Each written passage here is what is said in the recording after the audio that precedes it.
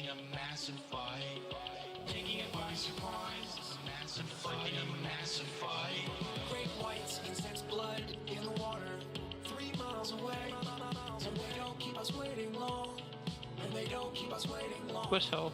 When the white sharks want something and really go hard to get it, if they wanted us, nobody would get away.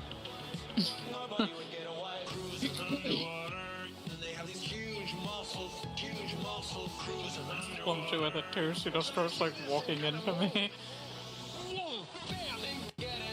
It's a bite of the great white. Oh, watch the death blow without even watching it. It's a bite of the great white.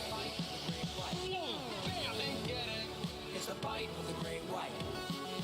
Oh, watch the death blow without even watching it. It's a bite of the great white. We still have a lot to learn about these mysterious and misunderstood creatures. Yeah.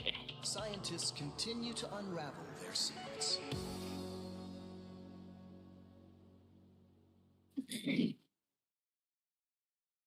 I no longer hear pop pop pop, but I did hear a grenade question mark? Is there mines over there? Onward means we passed these signposts.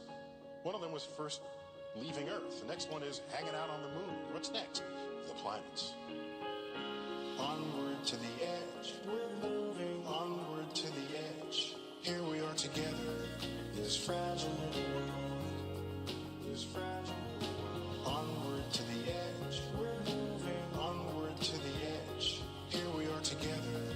This fragile little world. This is our song. Just another star in a sea of stars. The heart of the solar system.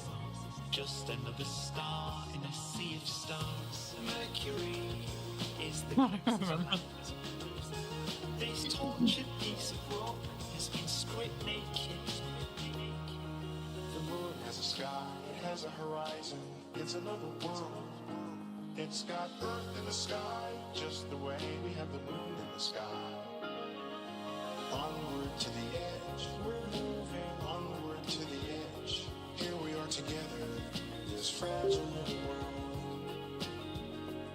We're not the only world to think about. Worlds unknown. We're not the only world to think about.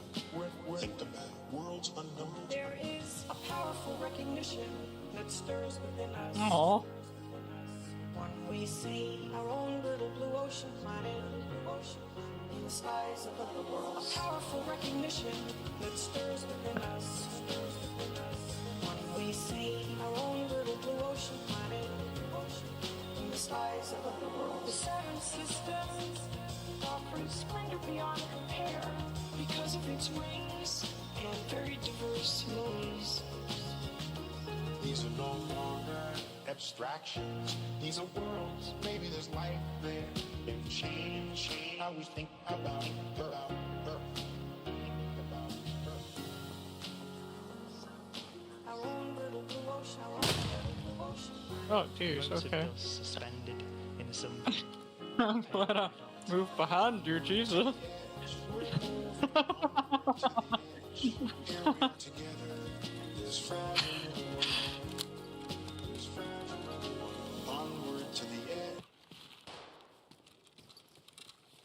I think about that time Nix was laying there and you shot him with the blicky like 50 times.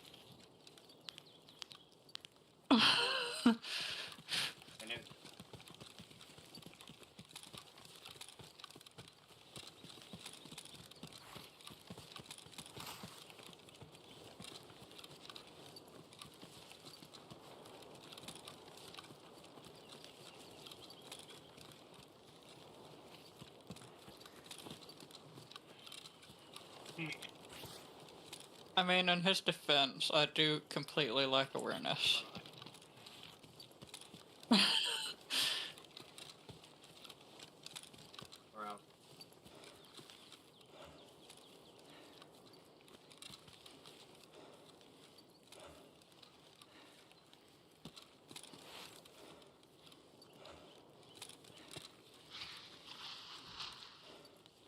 Подмагните!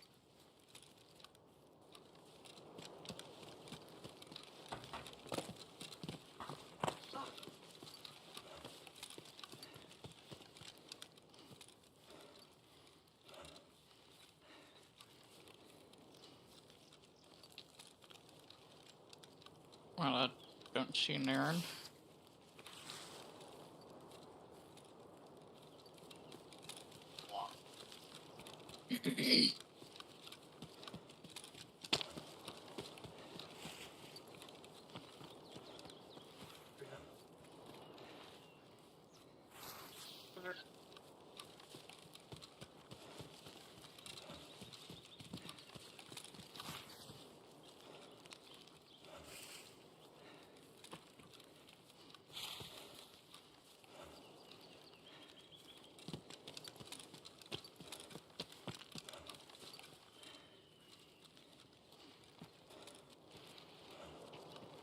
Подмогните!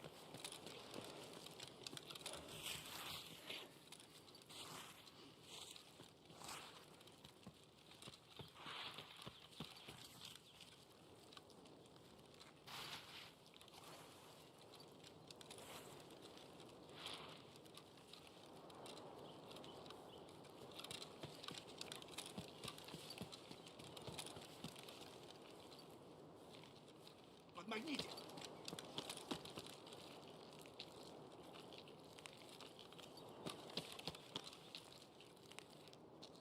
Подмогните! Подмогните! I guess give to me with the floppy jacket. Подмогните! Подмогните!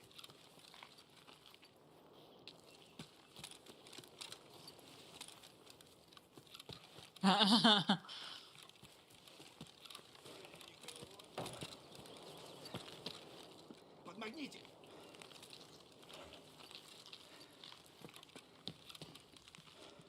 Scaring me.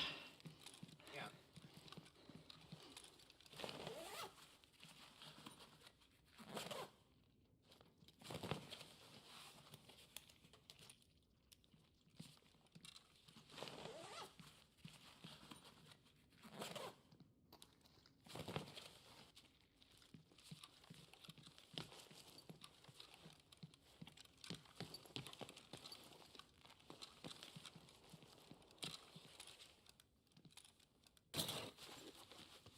Graphics card.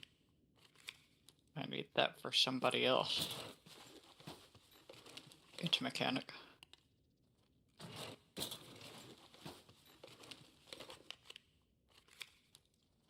Ah, he takes him faster than I can find him.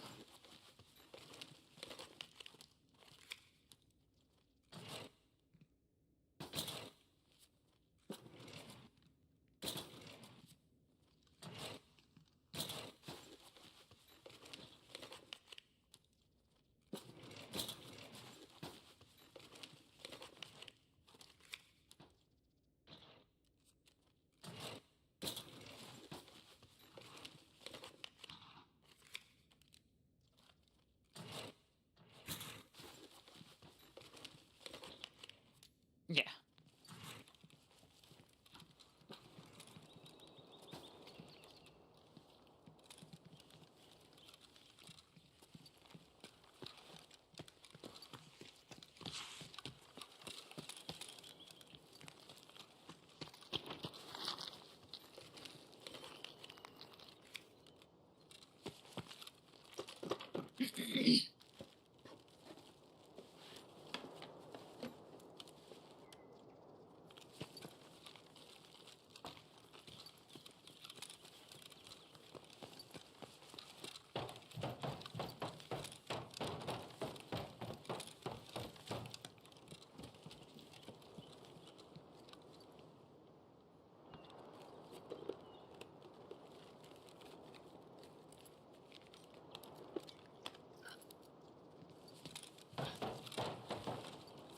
Okay.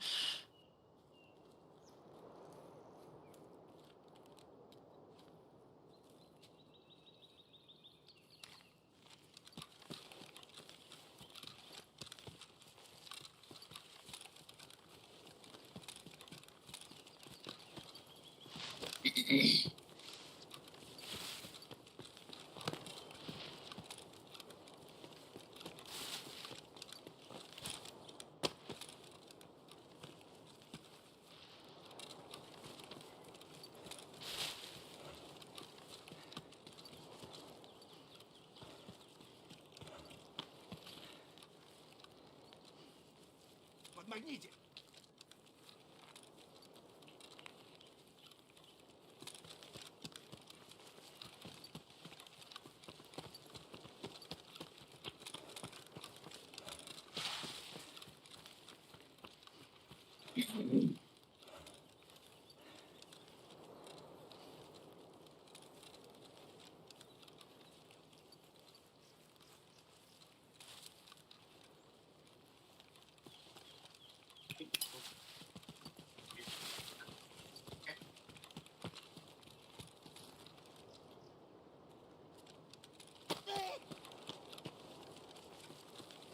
Подмагните!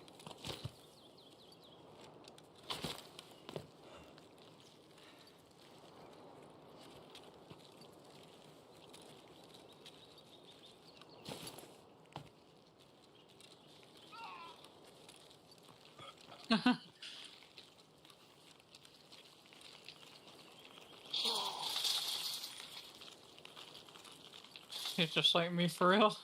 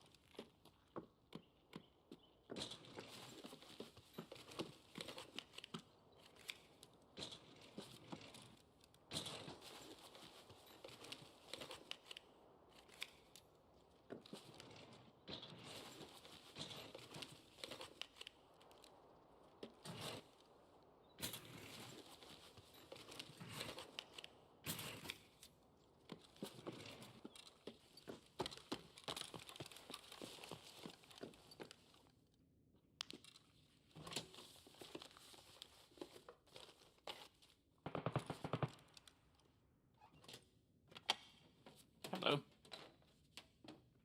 Who's shooting? Okay.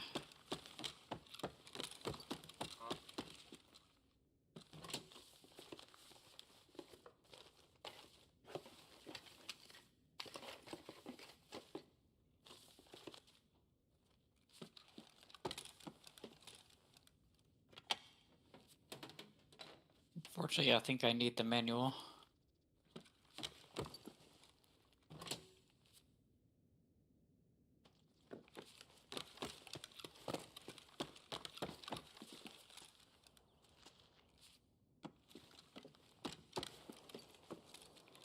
It went under the flood.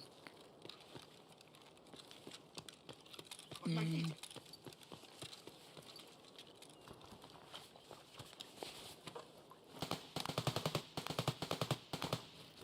Right. Who's there? Alright.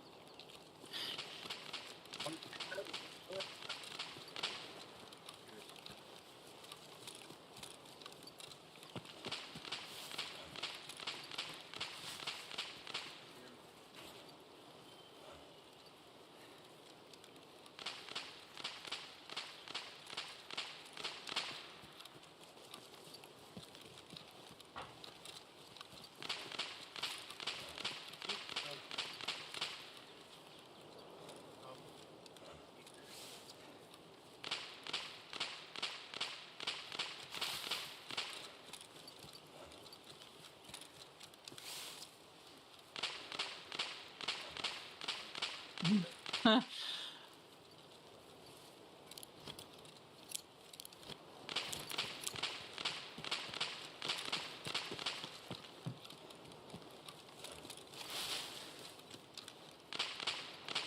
glitched out? What is going on?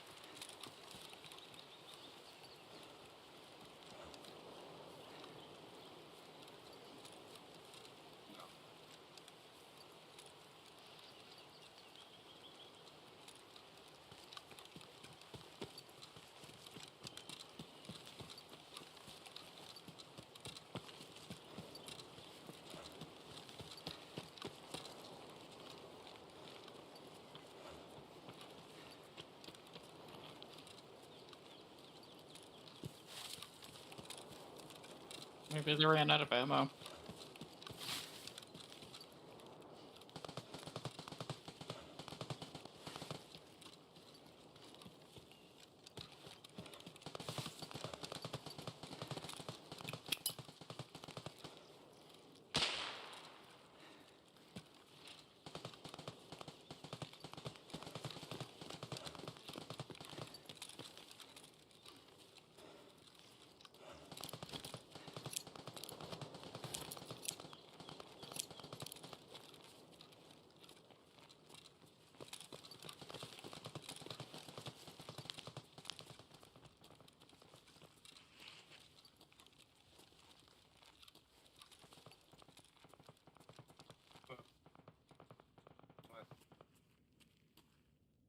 What?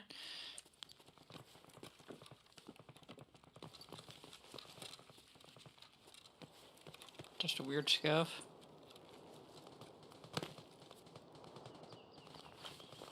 Where'd you go? Oh.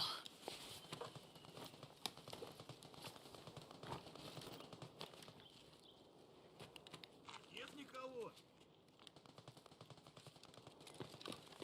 Подмогните.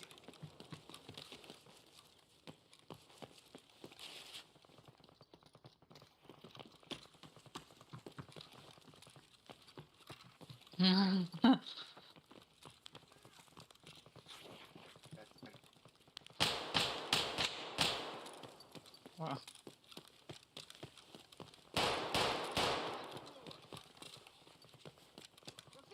Понял я, понял.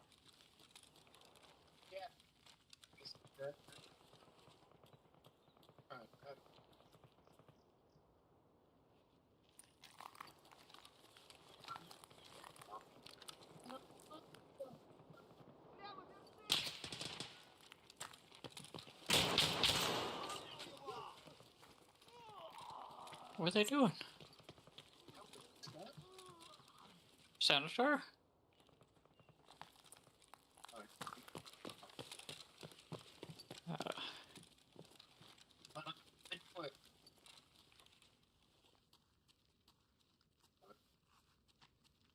Uh, Стоять, стоять, стоять.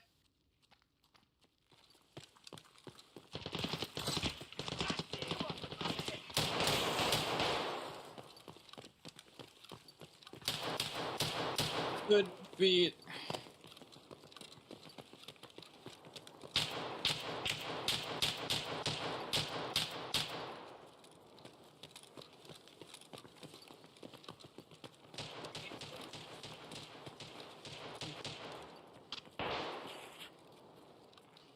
GPU.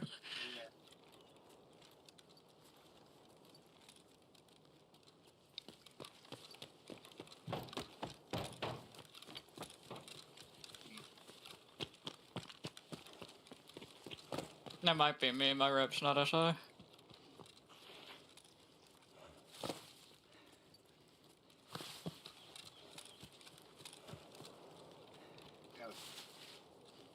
I'm not, I just don't play as much, so I don't like build it up as much.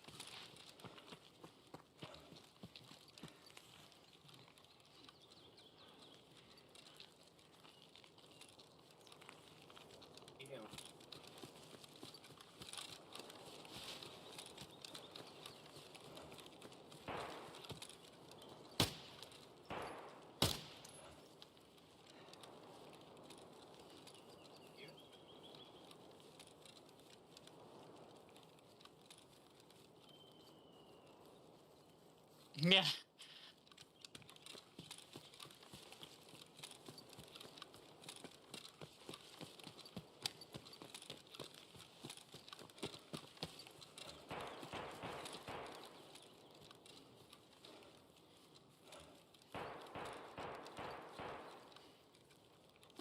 He's still shooting.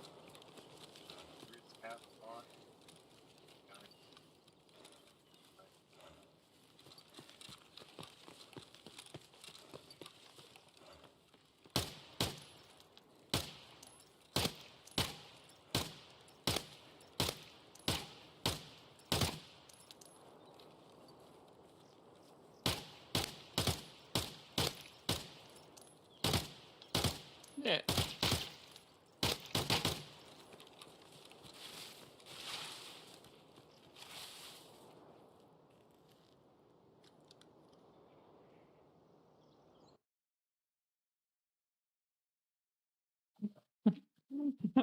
That would have sucked, but there's more out there, probably.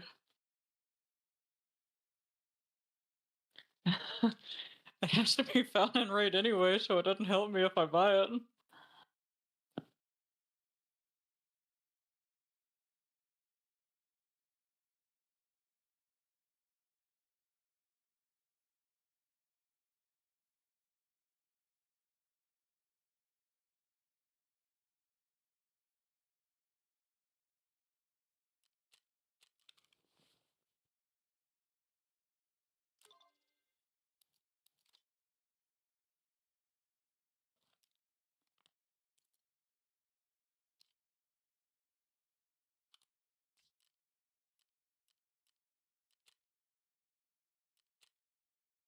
Ништяк, пацаны, сегодня мы кайфуем.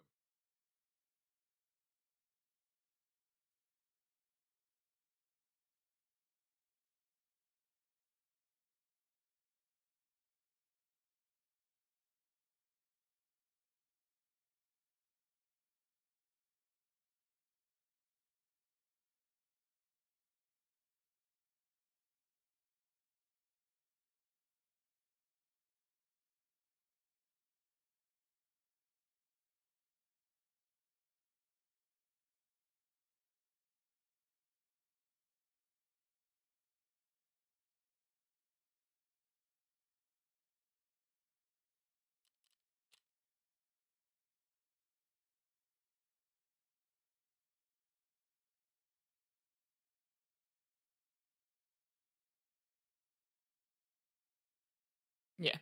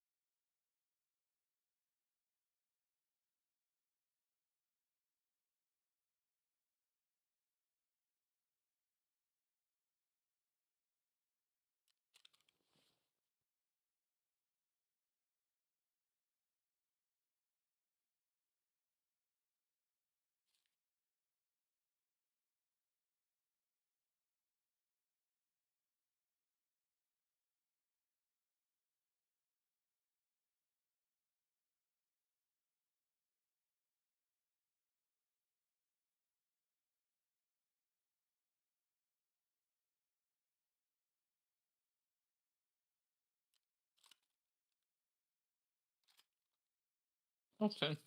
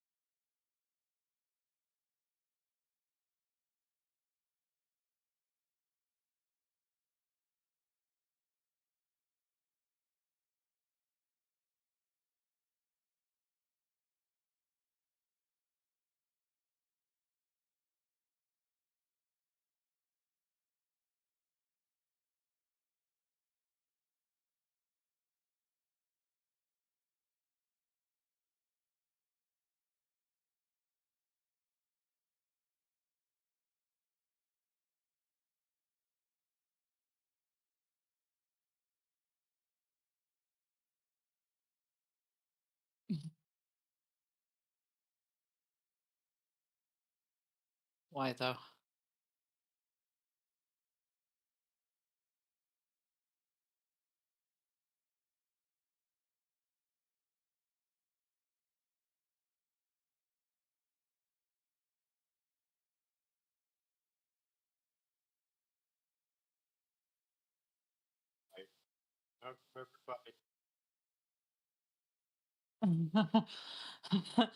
Thought I'd be sleeping on the couch by now.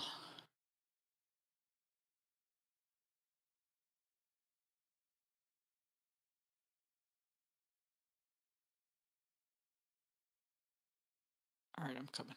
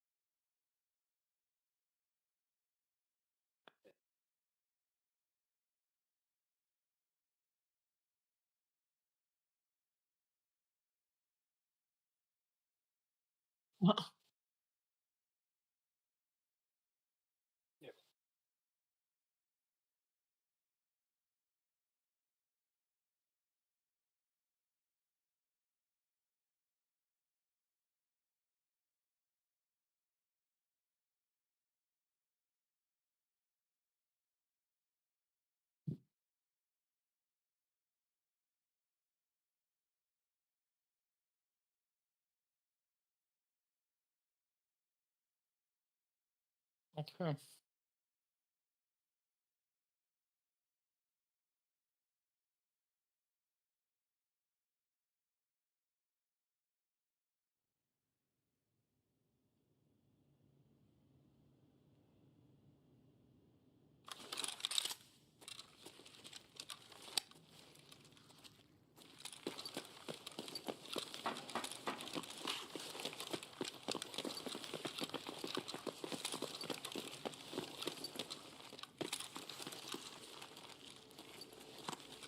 No, I'm stuck on the door. Oh. Eh.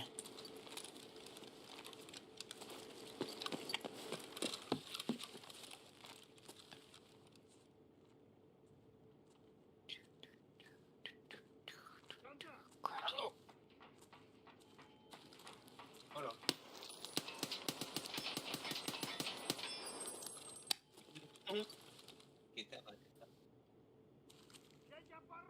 Что ты забыл на нашей земле, сука? Урод! Ай, красавица, а! Ну прыгай, прыгай! Сука! Давай, давай, давай!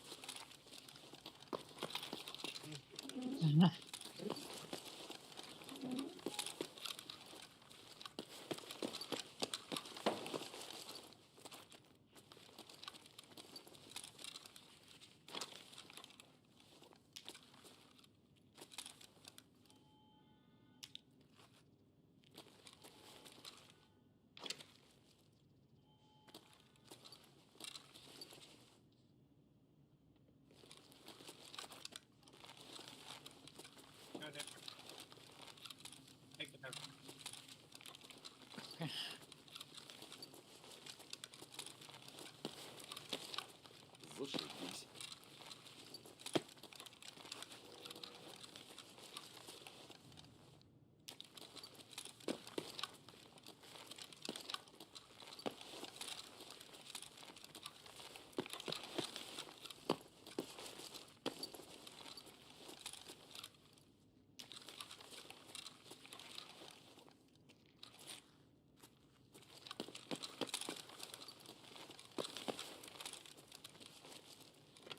I got like 2 needles.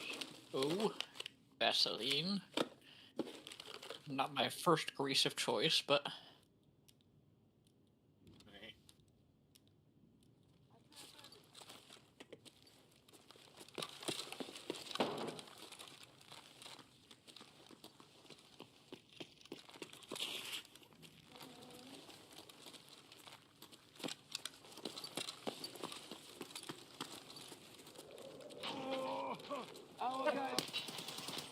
Нашего зацепил!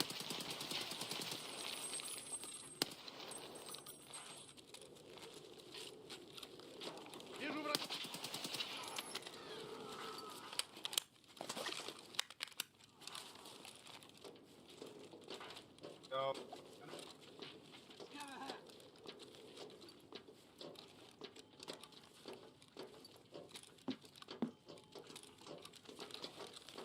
that was both of them.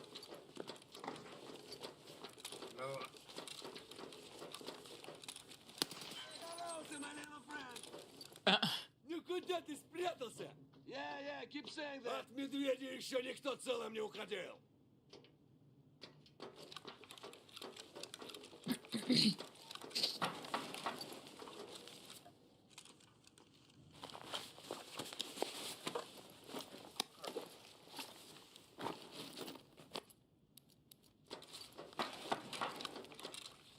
Just let us pass and you will be spent! Oh god. Stop hiding!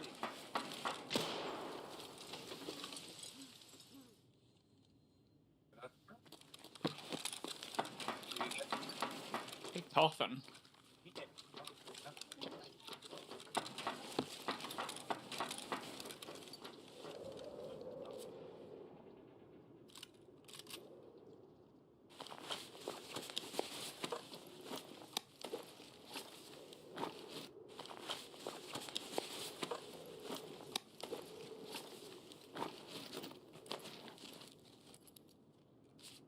Yep. Oh, I see pee.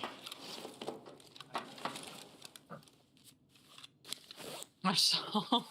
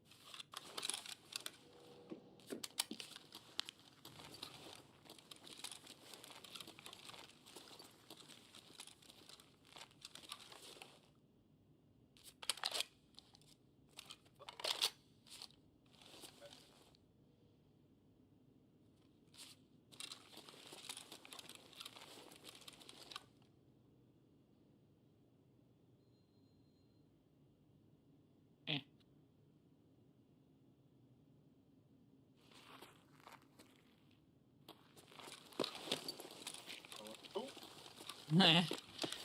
Thought I smelled something in there.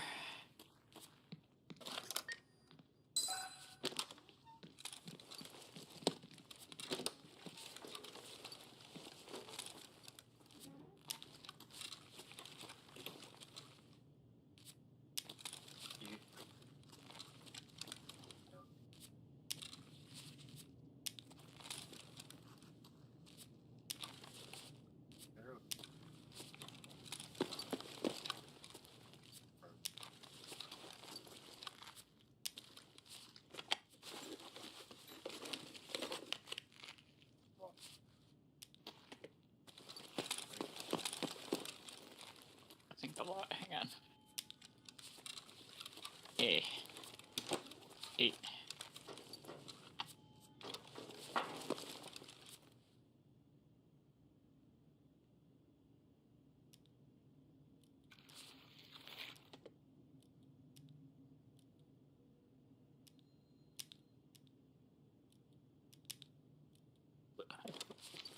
Go scoop.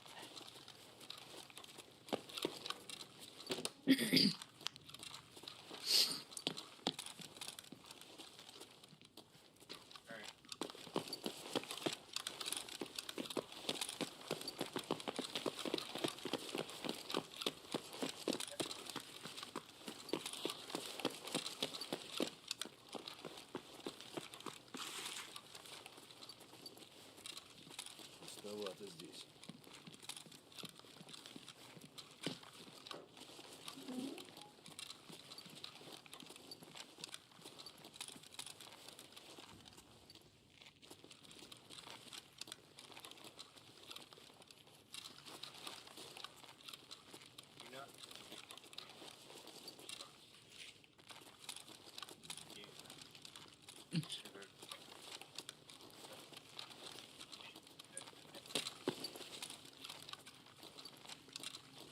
Oh, I see what you're saying.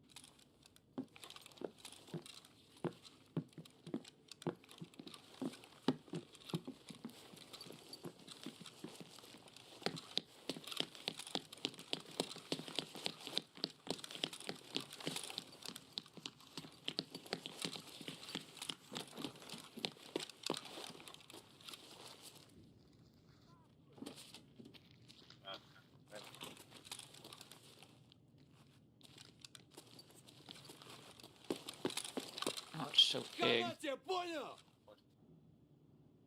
Is that a butt situation? It won't go in there?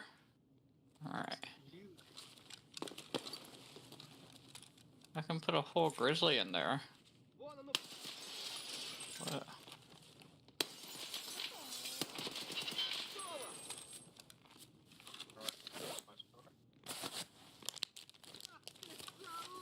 Да сдохни ты там уже, пидор!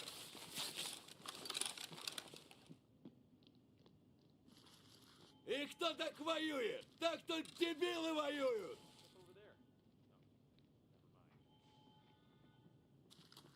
Ага. Свистни в хуй, ща тебе пизда придет!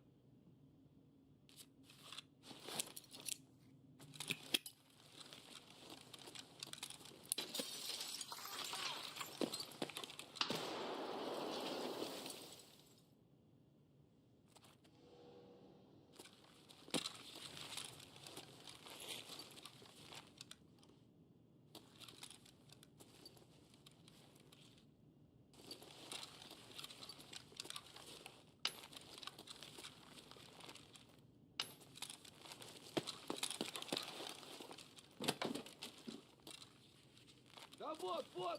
А?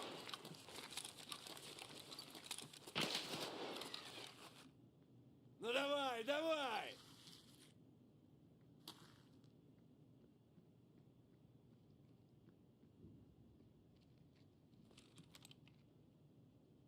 Гандон ебучий! Дикий минус! Дикий минус! Дикий минус!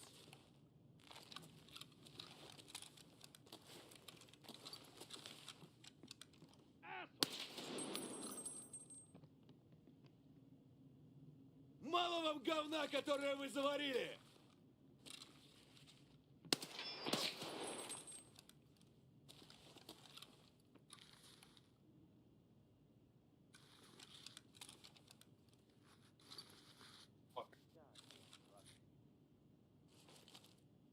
So, shooting me.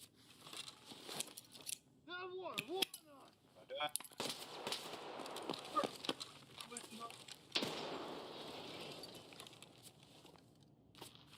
You should get away from the door.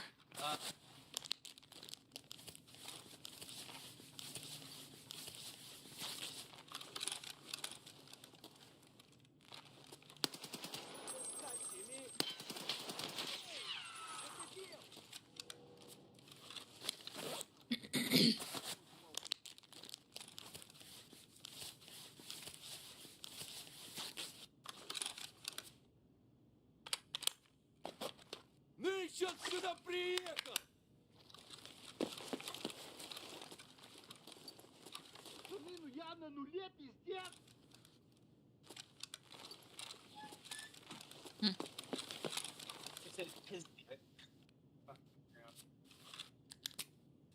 His leg.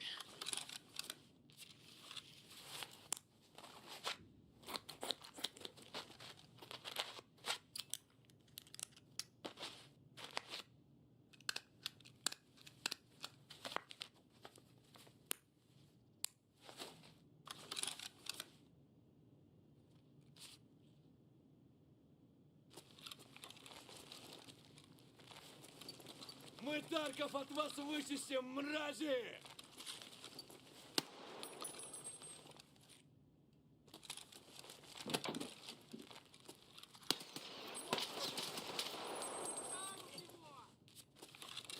Нет. Мразота!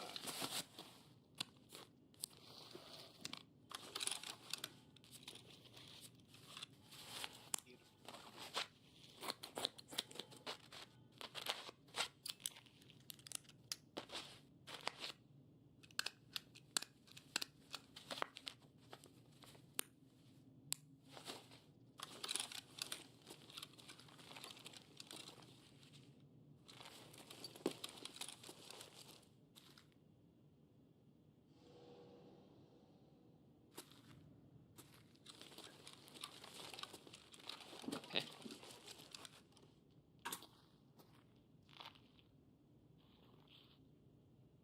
Я вас, уёбков, давил! Давлю и давить буду! На, блядь, нажри, сука! Area clear. Ну все, блядь, ты огребаешь!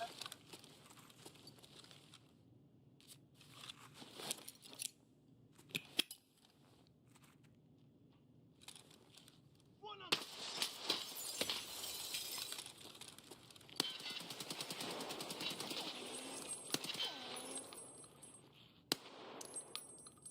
He did. Alright. Got that.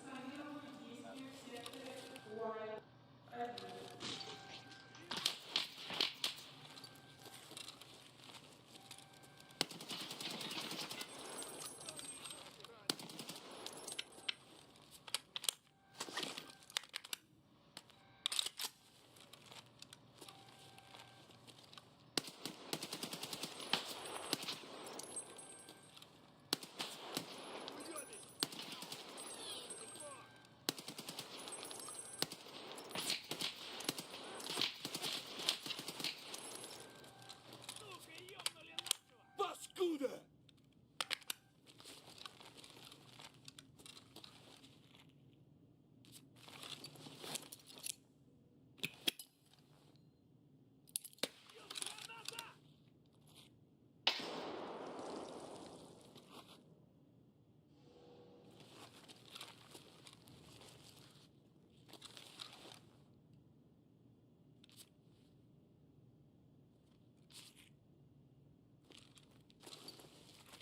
Me? No.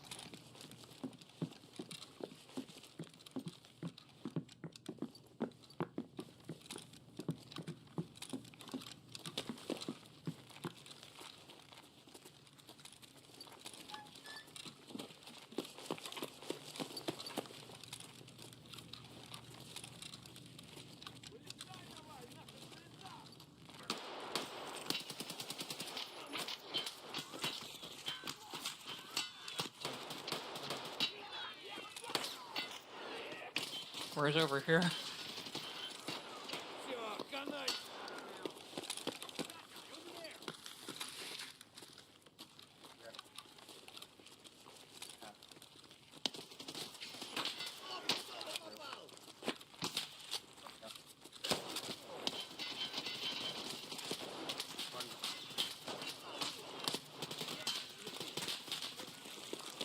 Готов, Вафел! Oh, gee.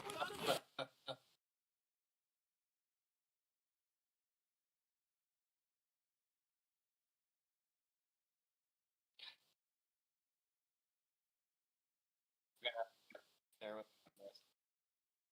Jesus. On the back. Take it. Like, well, yeah. Here's how it. Right.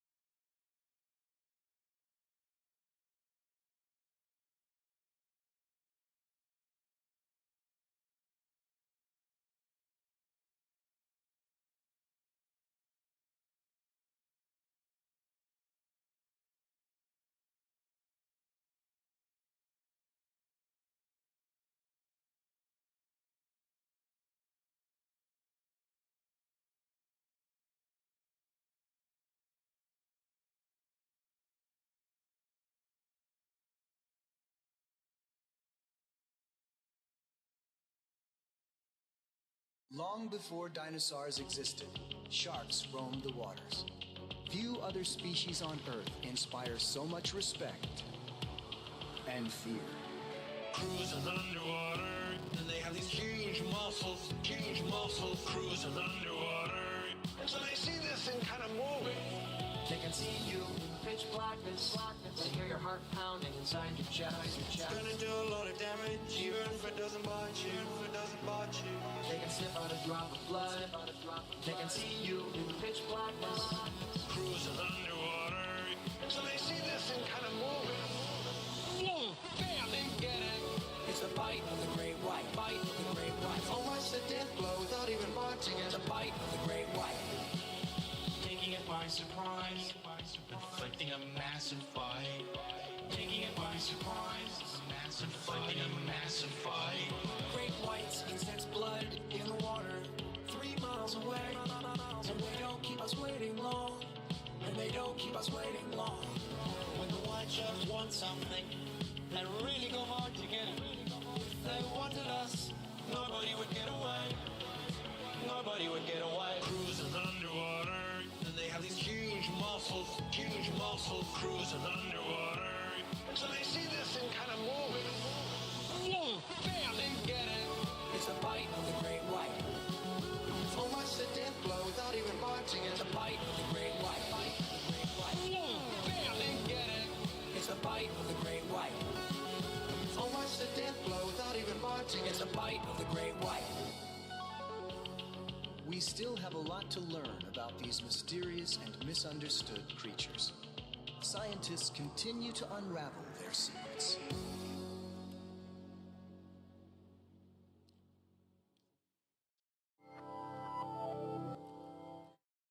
Hi, neighbor. Time to make another movie. Welcome again to this neighborhood. I'd like to show you something. You know what this is? Well, maybe if I press this button. This is a cassette player with a little cassette in here, and there's nothing written on it, so we'll just have to play it to see what it is. Do you ever imagine things? Are they scary things? Do you ever imagine things? Things you'd like to have? Did you ever see a cat's eyes in the dark and wonder what they were? Did you ever pretend about things like that before? Did you ever grow anything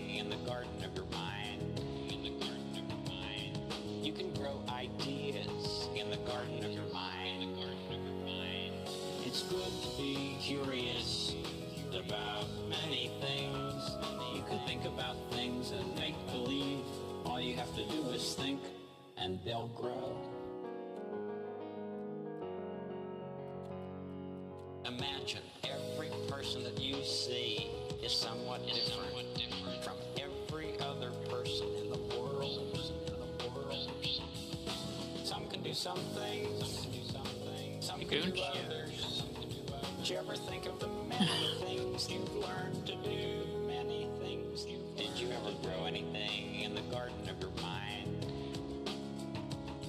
You can grow ideas in the garden of your mind. It's good to be curious about many things.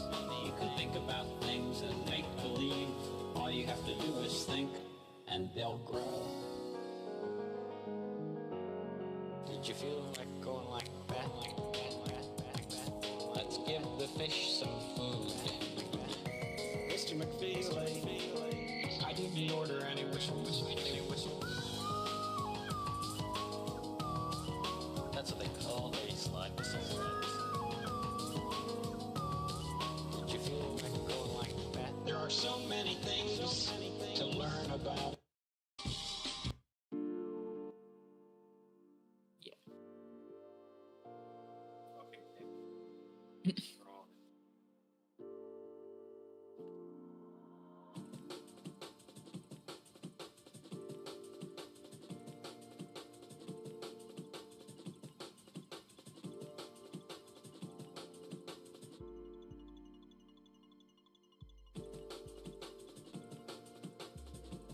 Definitely.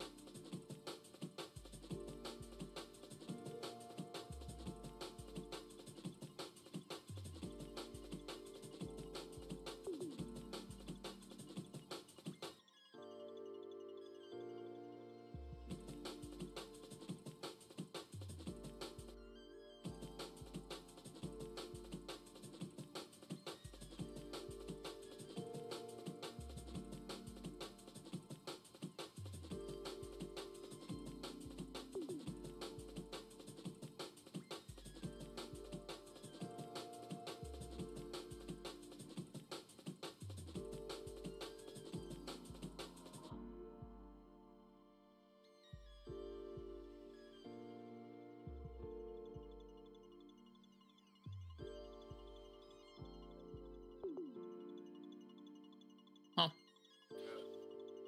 Yeah.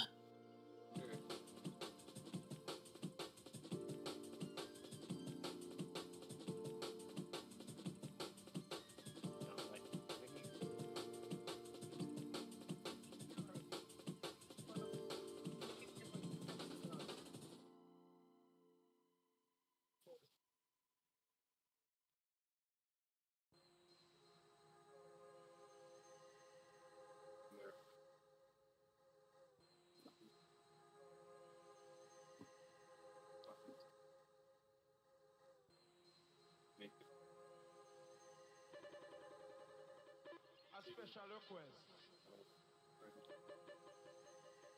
A special request.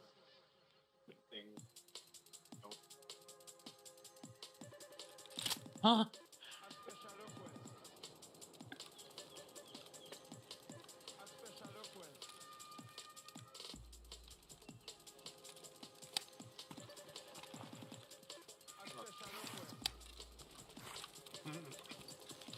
A special request. A special request.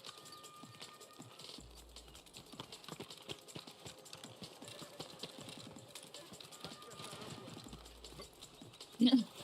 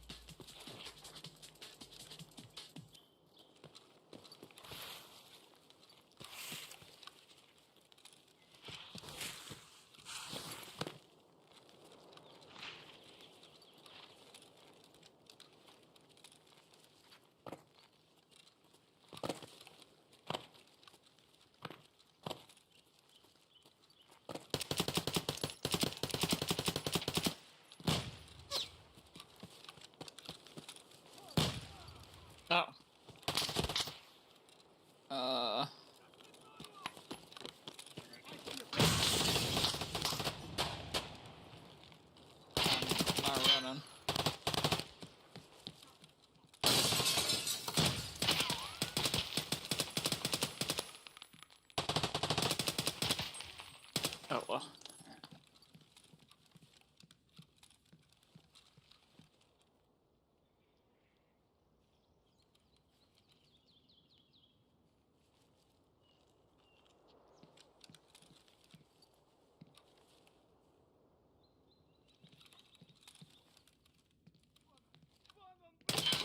Shiver.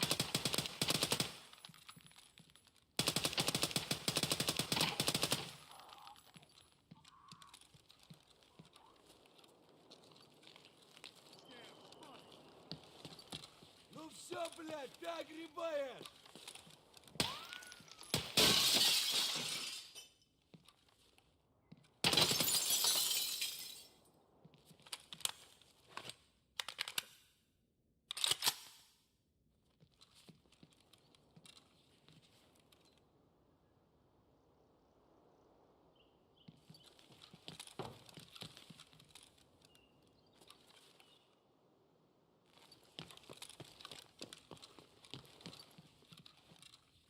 Well.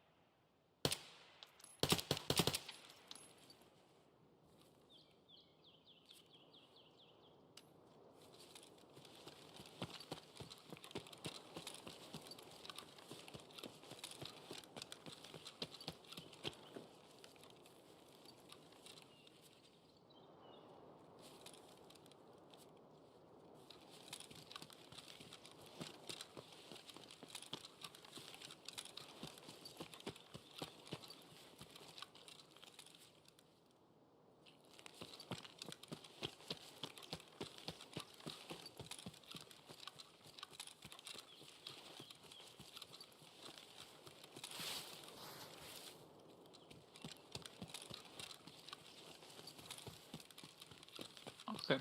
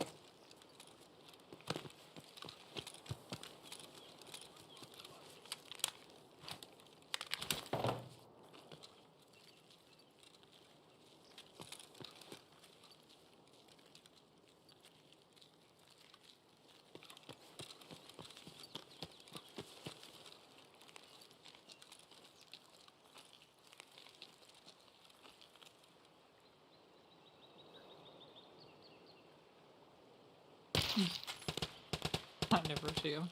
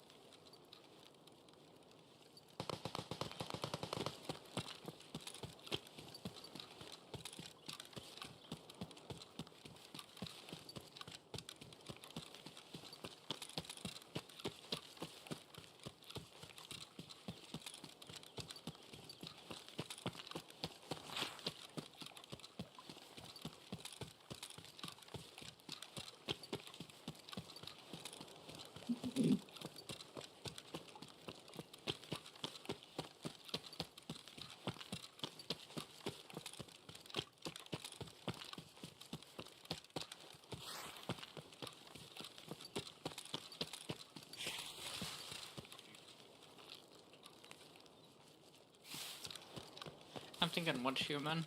We spent a couple hours in this.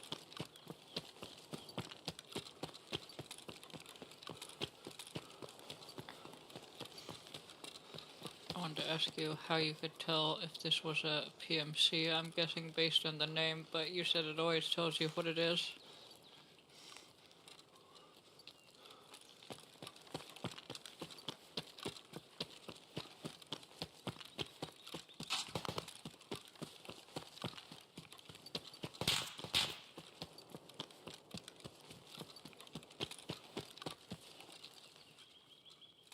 Then a guard wouldn't have a different symbol?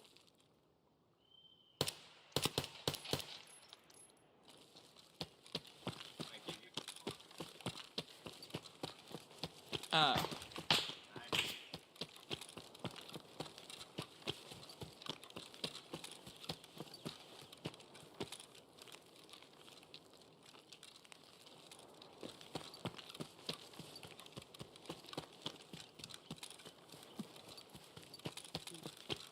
I was trying to wait till you were out to ask you, but...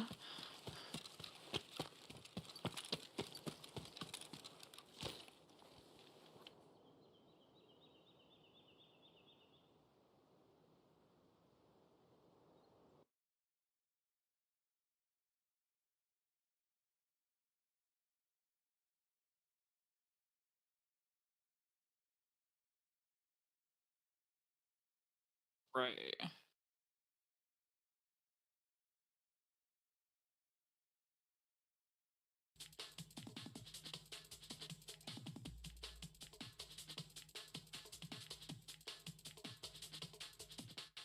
Well, hold on. A special request. Well, hold on. A special request. Well, hold on. A special request. Well, hold on. A special request. Well, hold on. A special request. Well, hold on. A special request. Well, hold on. A special request. Well, hold on. A special request.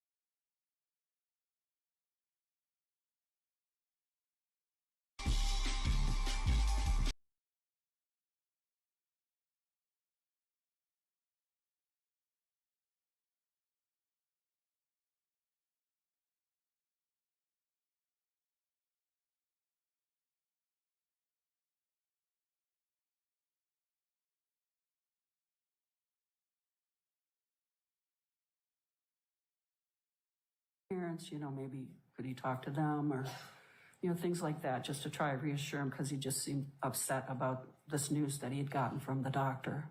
And he said, no, they're still up north. And I just says, well, maybe it would help you to talk to them. And his response is, he says, no, they'll just be mad. And which seemed odd to me, why his parents would be upset with him, that he was hurt and couldn't work. It just seemed odd to me. Before he'd come down and I'd asked him, how was the pool? He didn't answer. And he said he was going to go back to use the pool. And then Dulcie and I continued to talk because we just felt something was a little odd, so we were concerned, and her and I had a conversation about him of what was going on. Now, after some time, Cress was getting a bit annoyed because she wanted to go use the pool herself to cool off after a long day of working on her farm. And she typically preferred to swim topless. And hey, she's got a remote property, it was a particularly hot day, I get it. But of course that means that she had to wait until Chandler was gone to swim, as it would have been weird for her to be swimming there topless with Chandler. So after a while, her and Dulce decided that they were just going to go swim, and if Chandler was there, they'd kick him out. Now, you might be thinking at this point, why, if his injury wasn't real, would he be asking Cress to use her pool for physical therapy in the first place? Why he'd be making a trip to her farm alone, and why he'd seemingly changed the story about the result of the doctor's appointment between telling Kat that he was leaving and about an hour later when he was talking to Cress. Well, the reason is because not only did he never intend to use the pool that day, he never intended for Cress to see him there at all. And because she did see him, and in fact saw him acting quite strangely, he had to manufacture some reason for him to be acting the way he was acting. Some reason for him to be doing what he was doing, and some reason to justify him being where he was when they saw him. Well, when we drove up and you could kind of see no one was in the pool, and I was looking for him, and then when I looked to my right, when we came up the hill, I had the doors open in the shed, and I could see through the shed that his car was parked on the other side of the shed. All right, can you approach Exhibit 57 here and kind of point to where you saw Chandler's vehicle? We came up, there's a hill here, and we came up, and we could see through the doors. You could. The car was parked right about here. Okay, thank you. So he was parked kind of near, this is some wood and an oil drum. Yeah, there's a pile of timber logs, and then it's like my scrap junk pile for metal and things. Fair. And it's kind of near the wooded line here. So obviously that's already very strange. If Chandler came up the hill over here to go swimming in the pool, then why would Chandler's car be parked all the way over here on the other side of the barn by the wood line? Now, surprisingly, this encounter gets even weirder. So what was Chandler upset about on Monday? The doctor's appointment? The doctor's appointment and losing the job. Okay. And I'm sure on top of it, like, his mom not texting him. But she did text him on Sunday. Mm-hmm. Break down by their shed and they go swimming. Right by the swimming pool is the shed, so they wanted to watch me, break down and all that. So after I noticed they're just watching, I just walk over to them. Describe your breakdown to me. I actually cried. Started kicking grass. Just doing the toddler tantrum shit. On Monday, he said he walked off by himself, but he was going to cry. So. On Monday, he walked off by himself.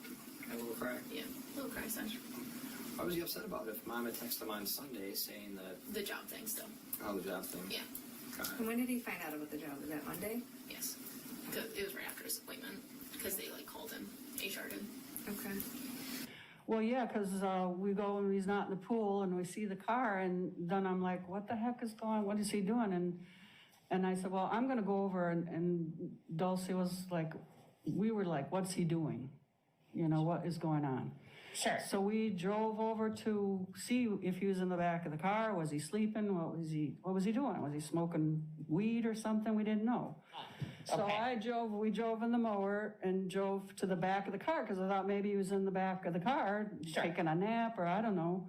And we look in there and there wasn't anything the car that we could see. So I said, I don't know, but I'm done. I'm going to get in the pool. I just was hot and irritated and just didn't want to deal with it. And so I said, I'm going to the pool. So we left and drove and parked the mower by the pool. Okay, so you took your mower, drove back over by the pool, and parked, and then proceeded and got in the pool.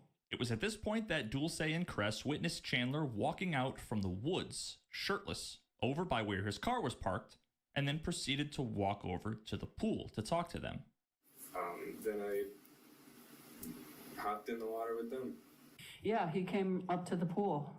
And I said, hey, Chandler, I don't have a shirt on. Sure. Because I go shirtless in my pool. That's kind of why I was waiting for him to leave, because I wanted to have the privacy to get in my pool. Sure. So it was too late. I was in the water. You realized Cress didn't have a top. And that was uncomfortable. And he said, well, if it would be all right, I'd like to get in the pool. I'm kind of sticky and I'm hot. And I remember looking at Dulce because I want to be respectful. And I said, well, I don't have a problem with it, Dulce, if you don't. And she just kind of was shrugged and, I kind of could tell she didn't really like it, but she just kind of turned and was sort of like, whatever. He went to the east side of the pool and we kind of went to the west side of the pool. Okay, and was he actively swimming or something else? No, he just kind of dipped up and down and kind of was like washing, like himself off. He said it was kind of scratchy on his walk and his itchy and sticky, so he was just kind of like... So you did a motion with your hands, and you said the word wash. Yeah, like he'd dunk down and then he'd kind of like, be doing like this and dunk down and kind of... So that entire thing was obviously extremely bizarre and raises quite a lot of questions. But don't worry, these questions are going to be answered very shortly. Tuesday morning. It was just...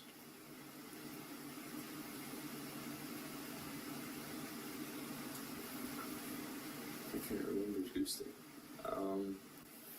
Cat's working up, not gaming, job hunt. And then I started trying to get the glass. So I've been a little lazy on the glass. I just kind of had chairs in front of it.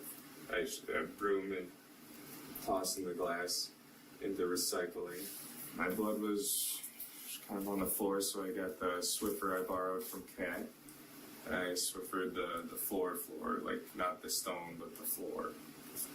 And then I got a little bit in the kitchen. And then everywhere kind of I walked, pretty much. The bathroom, the kitchen, and then I couldn't get the carpet, so I still stained that up a little crappy. Where was their carpet at? The stairs between basement and kitchen. Carpet, oh, that's right. Carpet stairs. I tried, I can't get it out. Then all the way up to the laundry room where I found my first aid kit. And I just tried to stop all the bleeding, but it wouldn't stop. So. And that blood was all coming from your left foot. Yeah, left foot hole. Left foot hole. Chandler describes in painful detail all of the places that the blood from his toe had gotten in his house, describing what appears to be a tiny cut as a spurting arterial bleed that was gushing uncontrollably all over the tile and the stone in front of the fireplace, across various carpeted surfaces throughout the first and second floors and the upstairs bathroom, and even downstairs in the basement, where he claims to have needed to grab some tape from a box to wrap it up with. He really does go out of his way to justify why there just might be a ton of blood all over his house. I wonder why. He also, of course, has to try to make himself sound cool, using lingo that the officers would know as he references a medical item that he only knows about because of Escape from Tarkov. And then I waddle upstairs to the eye factor, the first aid kit. And once I got it kind of bundled up, it stopped for what I know. And then he goes on to explain how he cleaned it all up using the Swiffer and hydrogen peroxide that he borrowed from Kat. Now, if you'll recall, Kat and Dan had both told detectives that Chandler had reportedly cut his toe on the glass on July 2nd, after his parents had supposedly left for the cabin. And this was Friday? Yeah. I stopped at Hilldale to east to my mom's house to grab the hydrogen peroxide and the Swiffer because Chandler broke the glass of the fireplace that day and cut his toe, so he had wanted to clean that and then clean up the glass and blood. Now, that version of the story wasn't as convenient for Chandler as the version he told police. The version where this all happened a couple days before they left on their trip. I was with my dad. What time Wednesday? I remember it. It was kind of a bad day. Okay. Why was it a bad day? I tossed the ball and I smashed the glass. Okay. With the dog. The dog's help. That set my dad off. And we tried to clean it up. Okay. I don't know about him, but I got injured. He was mad. He didn't really talk to me too much that day. This version of the story places Bart and the broken fireplace glass in the house at the same time, which, for reasons that are probably obvious at this point, works much more in Chandler's favor. Although even then, he was able to come up with other justifications for why his parents' blood would basically be all over the place. Did your dad get injured at all when the glass broke? Did he step on anything? He sent me up, but I don't doubt it. When he gets mad, he's not thinking. So we don't know if your dad got hurt? No. Okay. No. But my best guess is that guy reached in the fireplace and cut off his arm or something. I don't know. What's up? Head pain? Do you guys have like Tylenol or something? I know you guys can't really offer anything like that, but like a headache? Yeah, I've been getting the migraines from all of the hits and stuff. Is there any reason to believe mom or dad's blood would be somewhere in the house? Have they been injured at all that you're aware of? Well, my dad scratches his psoriasis till he like gushes blood enough to run down your leg, like cover your leg, I suppose. Like he has it on his knee. I asked him to stop, but he doesn't do it when he's stressed out. Yeah. He just kind of like, it's his tick. Yeah, probably itches. Does he, like, does it enough to get on the floor? Does it leave? Oh, yeah. Like, how much, like, before we were talking the water bottle lid and the Yeti lid, is there, I mean, like, are we talking puddles like that, or just ribbons, or? It could be enough. Okay. But my mom's blood, just from her bloody noses she gets sometimes when she wakes up. She can't be in the living room too long because that's a dehumidifier. And if she does, her nose gets bad. Not like a regular one. She gets it bad.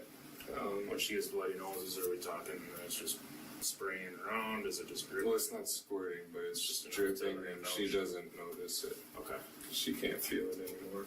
Right, so his dad scratches his psoriasis so much that blood gushes down his leg and pools on the floor, and he won't stop unless Chandler tells him to, and his mom gets terrible bloody noses that she apparently doesn't feel until it's too late and is dripping all over the place. That's awfully unfortunate, or perhaps convenient, depending on your perspective. Now, the rest of that day was fairly uneventful, so let's move on to Wednesday, July 7th. So now we're pushing Wednesday, aren't we?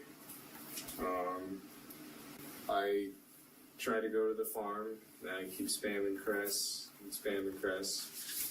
I kind of need someone to talk to because freaking out about my parents. Never picked up from Cress, so I go home. Did you drive over to the farm, or? Yeah.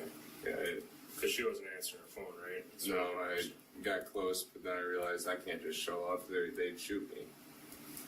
They don't know when I drive.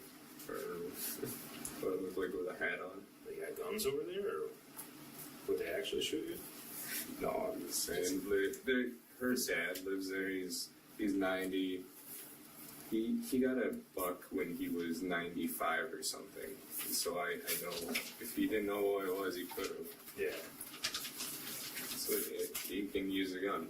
That's why I wouldn't do that. Yeah.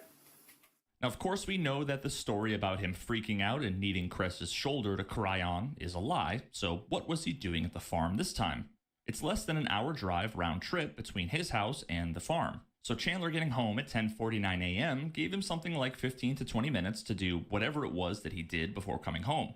And then about a half an hour later, he drove to the Northeast Precinct of the Dane County Sheriff's Office to officially file a missing persons report for his parents. All I would really want to ask you is just if there's any information that you feel like, would be worthwhile for us to share. They were picked up by their friends, who I never got the name of, and I assumed it was someone I was aware of. So that's what I assumed. I never really asked any further into it. And so they got picked up, and they all went up there by like another couple. Picked up here? Yeah, here at my house. Okay. Before I woke up, they had everything packed up and ready to go. And you don't know who? Jeez. The 8th of July, 2021, one day after Chandler had reported his parents missing. At this point, he has to be pretty stressed out. We obviously suspect by now that he was involved in his parents' disappearance. And although we don't yet know so many of the details about what happened over the week that followed, we have all of the puzzle pieces ready for us to finally understand the truth about what really happened. Chandler's carefully crafted narrative had managed to get him this far, but now it's officially become a missing persons investigation, and his week of preparation would finally be put to the test. I can only imagine the anxiety that he would have been feeling at this point. He probably would have been doing everything he could to get his mind off of what happened over the last week, to try and relax, distract himself from the investigative spotlight that was about to be shined on him. As we've come to learn, Chandler isn't exactly the kind of person who champions the truth. The truth is like a stone, sturdy, enduring, resilient, the ideal material to use as a foundation for beliefs.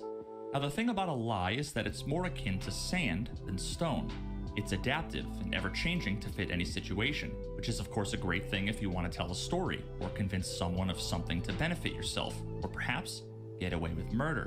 But of course, unlike anything built on a foundation of stone, when you build upon a foundation of sand, you have to know that your days are numbered, the clock is ticking, and all it takes is a single tiny nudge for the entire thing to crumble to the ground. And that's what happened on July 8th. Chandler claims that he spent the morning, like many mornings prior, doing nothing other than watching YouTube and playing video games. And for once, I believe him. We know that he was Googling for tutorials on how to complete the Extortionist quest in Escape from Tarkov, one of the earliest beginner quests, perusing the Tarkov wiki for more information. We also know he was watching YouTube. We know he watched this video from Landmark. All right, we got the Fedor.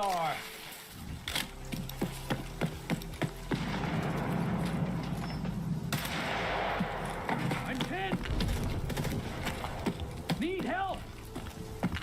Yeah, hold this. I got you, bro. Don't worry. Tidies and shits on their skillies when sun goes down. Comes around. Makes them look like those.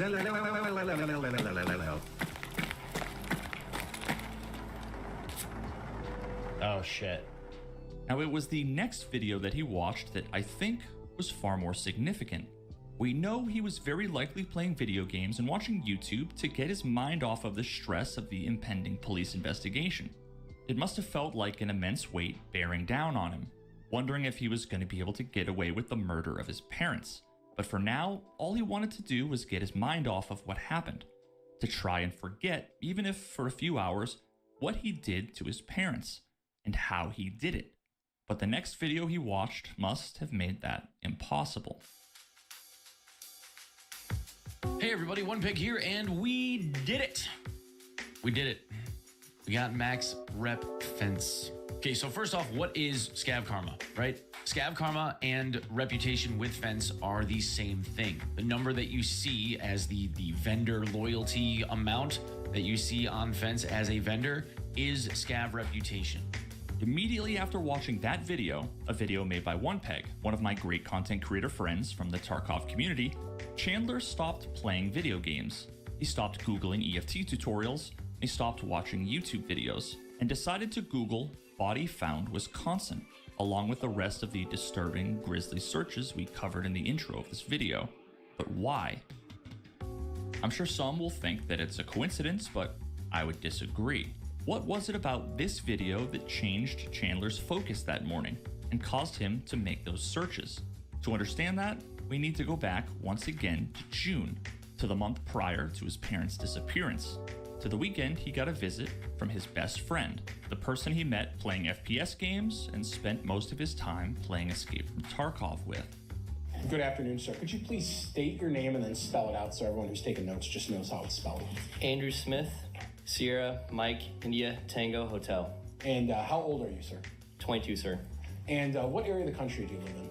Kansas, sir. Do you know someone by the name of Chandler Halverson? Yes, sir. How did you meet Chandler Halverson? Playing video games while I was stationed in Germany, sir. How often would you play video games with Chandler online? Almost every day, sir. Okay. Is there any specific weapons that Mr. Halverson liked when he was playing these games? It really depended on what we were playing. On Tarkov, or Escape from Tarkov is what the game was called. It would range from realistically to whatever we could find inside the video game, because not everything was necessarily easily to collect, but the SKS was certainly a weapon that was fun to use in Tarkov and was something that I had grown interest in as well. At some point, you decided to come visit Chandler. Yes, sir. Whenabouts was that? I think it was June, sir. How did that come about? Did he ask you to come up? Did you decide to come up? So it was one of those last-minute decisions I was able to make, sir. I went and looked at how many points I had. I was able to take off work, and I went and called off work that day so I could come up and have a weekend with driving up there and then spending 2 days with him, sir. It's a long drive up here? No shit. Yes, sir. It's okay. When you visited Wisconsin to see Chandler, you brought him a gift. Yes, sir. What did you bring him? I brought him a 20-inch barrel SKS. How did you acquire this gun? So I purchased it initially because I really thought, like, oh, well, I like it in the video game. I might like it in real life. And then I fired it. It sat in my safe, and then I never touched it again. And then it just dawned on me, like, well, I'm going to give it to someone who might actually appreciate this weapon and take care of it and all that. So I ended up just giving it to Chandler as a gift. How did Chandler react when you gave him the gun? Oh, he was happy. What do you mean? But how do you know he was happy? Or how do you know that? Because he had a big smile on his face when I had given it to him as a gift. Had Chandler asked you for this gun, or was this just your idea? Yeah, I think he had at one point asked for it as a joke, but mostly it was my idea, sir. Okay. You brought him other things that go with the gun? Yes, sir. What type of things? So I had brought him a steel canister that had contained roughly 480 rounds of 7.62 by 39 steel case Thule ammo. Were there any magazines that came with the gun? Yes, sir. 3. Those all went with that gun? Yes, sir. Were they loaded when you gave them to him? Not initially, sir. How did they become loaded? I think we were bullshitting with the magazine, sir, and both of us and were like, he was asking me how to load it, so I was like, oh, and I was showing him how to pack the magazine. Sure. Does that appear to be the weapon that you gave to Chandler? Can you flip it over? Yeah.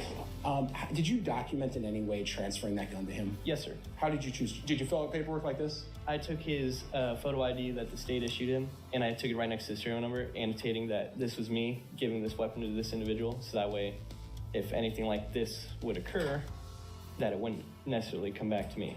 Okay. It was important to you to document that? Most times it is, yes. Okay.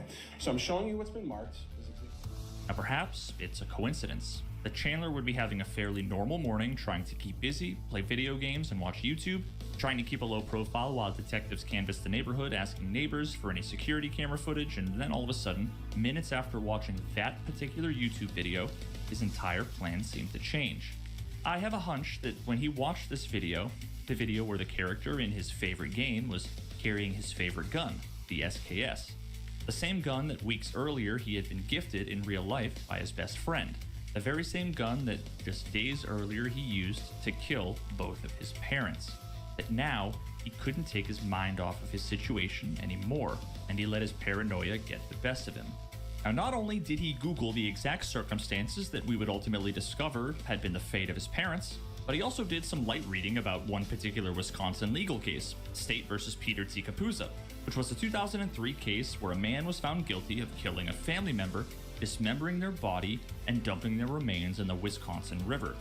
Now, not only did his mounting paranoia push him to make those massively incriminating Google searches, but it also lit a fire under his ass and got him on his perfectly healthy feet to go check in with his neighbors now that the police were done canvassing. Hi, my name is Chandler Halverson. I live just down the road. Oh, yeah. You're the one with all of the police.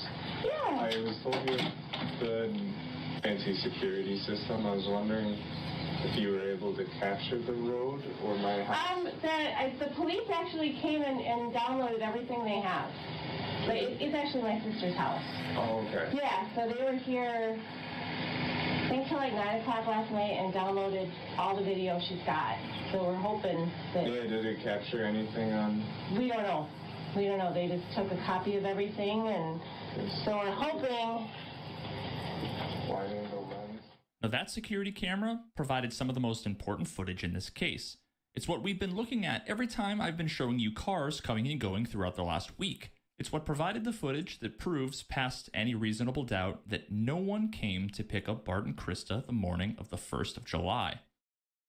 Now, while all of this was going down, Mitchell, Chandler's brother, had made his way up to their cabin, where he met with law enforcement up there to search the property for any signs that his parents had been there, which of course we know was a massive red herring, a wild goose chase. They never got there. They never left to go to the cabin at all. They never even planned to go anywhere that weekend.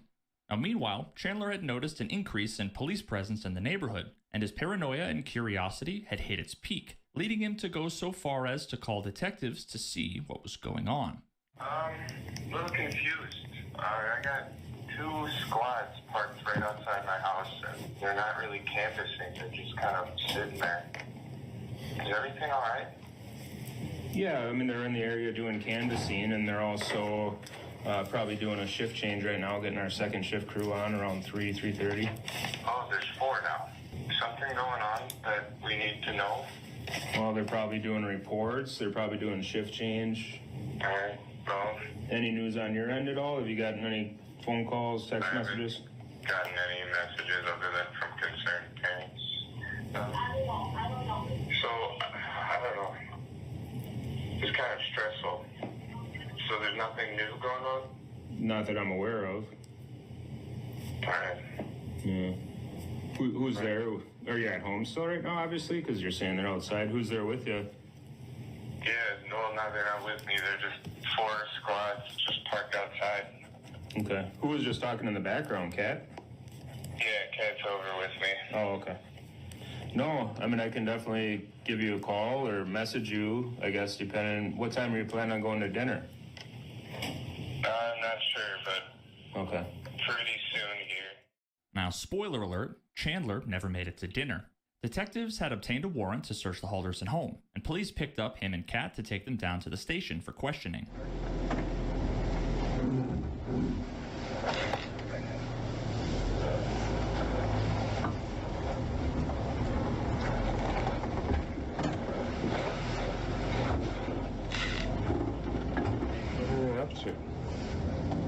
What are they up to?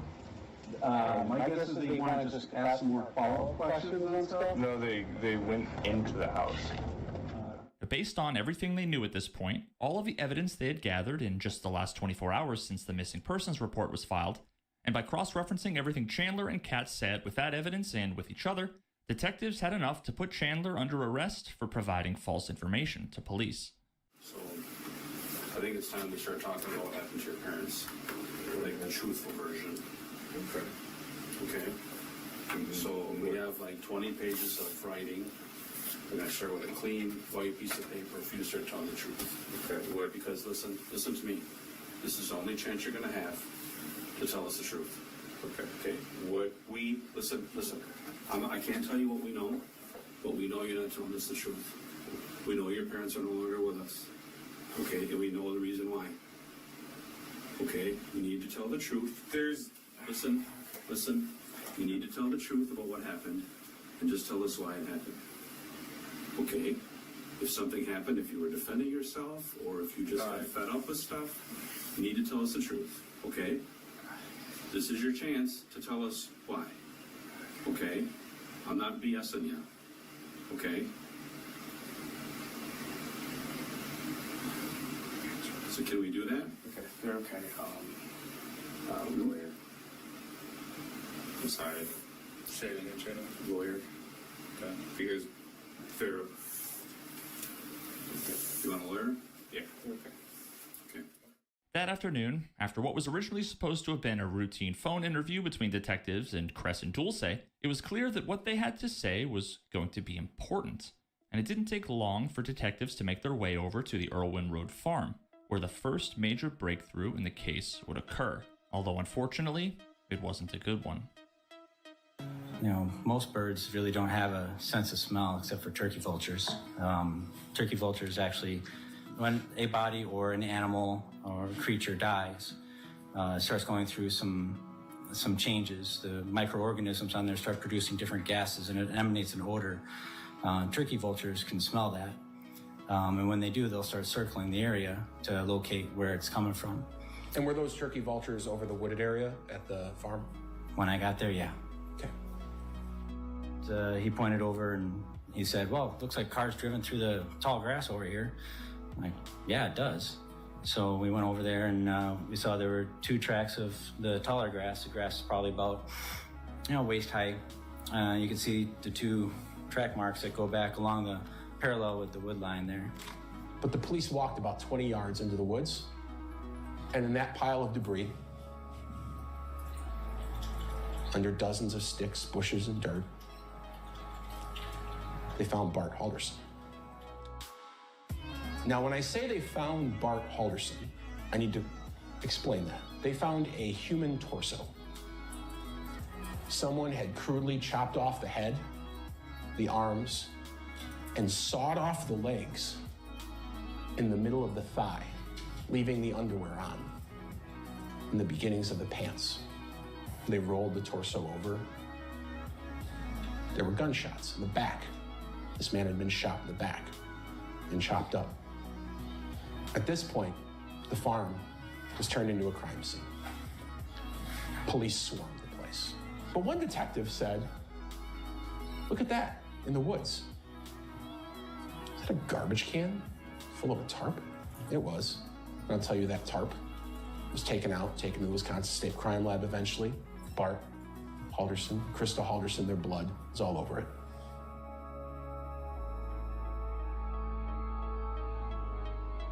Remember that first mystery trip that Chandler took on the morning that his parents were supposedly picked up by their friends? Turns out Chandler made a trip to Fleet Farm to make a purchase. One large silver poly tarp that he would use to wrap the torso of his father in, tied up with half of a rope that he cut from some rope in his garage, so that he could toss it in a trash bin, wait 2 days, and then drive over to his girlfriend's mom's girlfriend's farm under the guise of wanting to swim to do physical therapy for his fake injury, just so he could dump it all in the woods. Cress and Dulce, coming up to swim when they did, arrived just minutes after what would have resulted in them likely witnessing the whole thing. Another detective said that spot where Chandler was walking out of the woods, there's an oil barrel there, like an old fuel tank with a hole in it. That's right where the car was parked. So she peeks her head in, and that's what she sees.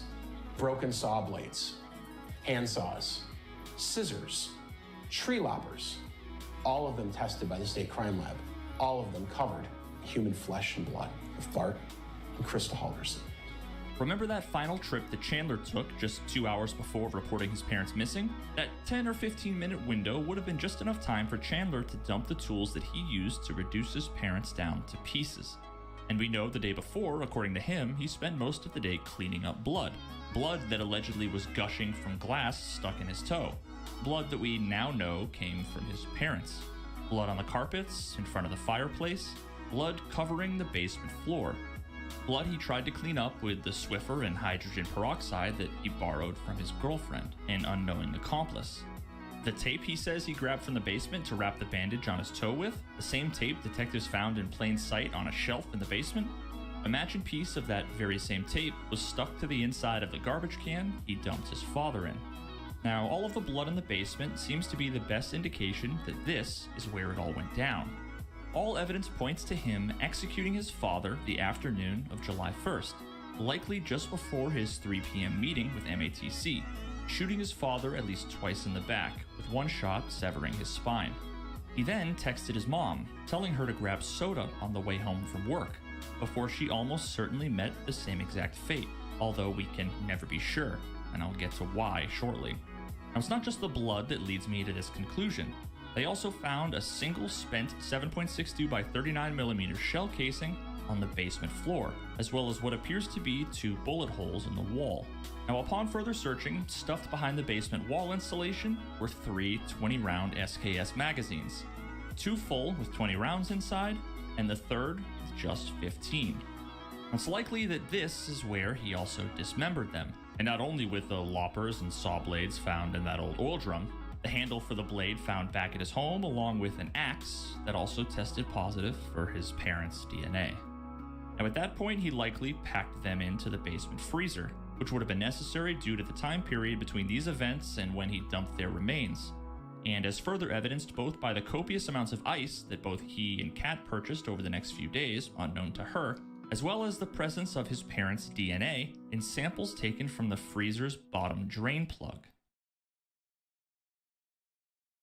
Now back to the supposed murder weapon for a moment. What ended up happening to the rifle? Well, a couple of months later, one afternoon, Cress was out doing some chores in her barn. Well, I was organizing along the wall, like I say, I was cleaning out my shed, and I wanted to go through these like garden tools because making sure I still use them, were they broken, when I was going to throw them away. So and then I was organizing, putting lumber where the lumber goes, the recycling where the recycling goes. And so I lifted up a board and I saw a barrel of a gun, and I thought, right away I thought, what's my dad, what the heck has he got his pellet gun over here? So I picked it up by the barrel and looked at it, and I right away recognized it wasn't a gun that I'd ever saw or seen ever before. It was behind us, there was like maybe 4 or 5 different boards there. Well, the first thing is I just felt sort of this sick feeling, and I set it back down, and then I went to ask my father just to make sure. We, of course, already know how this story ends. At some point during one of his trips to the farm, Chandler must have taken his rifle and stashed it behind some boards in the barn. Now, I know this is a long shot, but I can't help but get a weird feeling that this was some kind of half-hearted attempt at framing Cress, or even more likely her 90-something-year-old dad. He got a buck when he was 95 or something. So I know if he didn't know what it was, he could have. Yeah. But he can use a gun. Why else would he be ditching so much evidence on their property and barely hide the murder weapon somewhere that would instantly draw massive amounts of attention the moment it was found? Who knows? Now let's circle back once again to Chandler's little foot injury. You'll recall that he claims it was from him cleaning up broken glass from the fireplace caused by his dog running into it while they were apparently playing fetch in the living room. The same story that he couldn't get straight as to when it happened. You'll also recall that neighbor who thought that somebody was having a pig roast in the neighborhood on the night of July 1st. You've already seen a bit of this before without any explanation, but I'll provide some context now. Expert video analysis was done on footage taken from the security camera of a house across the pond in their backyard, and the result of that analysis indicated that the Halderson fireplace was indeed burning from before midnight to almost 5 a.m. It seems as if Chandler was attempting to cremate some of the parts of his parents, although the problem there is that cremation requires extremely high temperatures to actually be effective. Temperatures that a home fireplace simply wouldn't be able to reach, although it appears that Chandler gave it the old college try. Now, the following theory involves a bit of speculation, but it seems to me to be the most reasonable explanation based on everything we know. Likely using one or more of the fans in the living room to blow air onto the fire, it's apparent that the fire slowly began to burn hotter and hotter as the hours went on, until it likely began to burn a bit too hot for comfort, at which point Chandler probably panicked and decided it was time to put it out. Perhaps he grabbed a bucket or something similar, and then went into the kitchen, maybe filling the bucket up with water, returning back to the living room, at which point he attempted to toss it onto the fire. Now there's a problem with that though. When dousing flames in a confined area, like a residential fireplace, the end result is the creation of a large volume of steam that violently expands in all available directions, precisely the type of scenario that would cause the glass on the front of the fireplace to shatter. A far more likely explanation given the circumstances than his dog running into it. Now at that point, the fire would likely have died down maybe a little bit, but not be completely out, which seems to match the video analysis. And it appears as though it got up and running again for a second time, at which point the fire would have been burning up and out from the opening created by the broken glass. The obvious explanation for why the molding above the fireplace is all melted and destroyed. My guess is that it was this evening that Chandler put together the so-called couch bed, so that he could rest or nap through the late hours of the night while being right there next to the fireplace. Now you'll also remember when Kat was talking about how she stopped at Target to get burgers and buns the next day. The same day she said the house smelled all smoky and that Chandler had burned his hand on the grill making them dinner. I'd be willing to bet that the burn was actually from him trying to control the fire in the fireplace that night, and the whole grill burn thing was just one of Chandler's patented fabrications. And there was, of course, more evidence yet to be discovered in the Halderson fireplace. Police noticed something interesting about this photograph, which is, despite being clearly used, the logs are rebuilt. Someone had cleaned out all the ashes. Newspaper, one burnt piece in the middle. But what stuck out to police right away was that little rock right there. They thought, what is that? We were all interested in what that was because it was out of place. So they pulled it off and they put it on one of these fancy police deals. And the forensic anthropologist took one look at it. And she said, oh, this is a human skull. He had burned his parents' heads in that fireplace. Later, the police would go through the ash trap of that fireplace and they would find human remains. Facial bones, the knee bones, which, because we found Krista's legs, by deduction had to be Bart. Now, burnt remains can't be tested for DNA. There's no biological material left, but they're able to tell it's human. Now, speaking of Kat stopping at Target, recall that she commonly made online orders from Target that she'd pick up, often bringing them to Chandler's house. Detectives searched the trash cans at the end of Cress's driveway and found a Target bag. A Target bag that just so happened to have Kat's name on it. Almost definitely a bag that Kat had left at Chandler's house that he then later grabbed and proceeded to fill with yet another plastic bag full of steel wool and bloody rags covered in his parents' DNA. So then, what about the text message sent on the 4th of July from Krista to Chandler, saying that they got to the cabin safe, that it was busy there, and that they were going to the parade that day? Well, at this point, Chandler had lawyered up and wasn't talking, and the detectives had yet to explain this fact. Although very quickly they determined one thing that didn't quite add up. That parade was on July 3rd, not the 4th. Something you would know if you'd been there. It didn't take long for detectives to do a much deeper search of everything inside and outside of the house, including the garage. And inside the garage, they found a shoe. And inside that shoe, they found a bundle of tinfoil. And wrapped up inside the tinfoil were 2 cell phones and 2 Wisconsin driver's licenses. One for Bart Halderson and the other for Krista. Just like all of those emails from the months leading up to the incident, Chandler had sent the message to himself from himself, pretending to be somebody else. All of the cell tower data analyzed indicates that neither cell phone left the Halderson home after the afternoon of July 1st. Now, speaking of shoes, Chandler liked to wear one particular set, the Brooks Launch 5. Shoes that you can see him wearing in the various security camera footage gathered during the investigation. Detectives were able to collect distinct shoe imprints from the tarp found in the garbage can that Bart was dumped in, and were able to compare those imprints to Chandler's shoes collected from the home. And of course, they were a perfect match. Now at this point there shouldn't be, but just in case there was any doubt, they were also able to isolate fingerprints from multiple sources, most notably other pieces of that yellow tape found stuck to the tarp that also matched the tape found in the Halderson's basement. And of course, those fingerprints were a clear match to Chandler's. Now at this point you might be thinking, but where the hell is Krista? We still haven't determined what quite happened to her. Now as it turns out, a tip from a community member in combination with a key piece of evidence provided by Kat would provide the missing piece of the puzzle that would tie everything together once and for all. Authorities are trying to determine whether newly found remains are Bart Halderson's or whether they're from Chandler's mother Krista, who is still missing. Investigators have been all over the Madison area looking for evidence, starting at the family home in Windsor. Bart Halderson's remains were found at a rural property in Cottage Grove, and the new remains were found just yesterday on DNR land near Sauk City. New at 10, Caroline Dade has you covered on the tip that led investigators to that new evidence. The Dane County Sheriff's Office detectives and investigators will follow every lead provided. One of those tips came last Saturday. A woman told the sheriff's office she saw a young man walking on Old Highway 60 toward Highway 188 near the Wisconsin River on July 3rd. And did you see anything that day that ultimately maybe you were asked about from the police in this investigation? Yes. What did you see? I saw a man who was walking away from some cars parked at the end of the street. So he was parked facing the river and the woods, and he walked away from it, and then he walked back to his car. And mind you, I was watching my granddaughter. I noticed him, but I was watching her. And then I thought he was walking back to meet someone, and then he didn't. And at the time, I thought maybe he was looking for a hiking trail. I didn't see where he went after he went back to his car. I assume now the only place he could have gone would have been into the woods. Somewhere along the way, we got information that Smith and Chandler went for a swim on the Wisconsin River. Does that sound familiar to you at all? Yeah, I was there for that. Oh, you were? Okay. Do you know where they were geographically? When you were up here, what kind of things did you do for fun? Where'd you go? So we went swimming. Did you take that picture? Yes, sir. And what is that? The river, sir.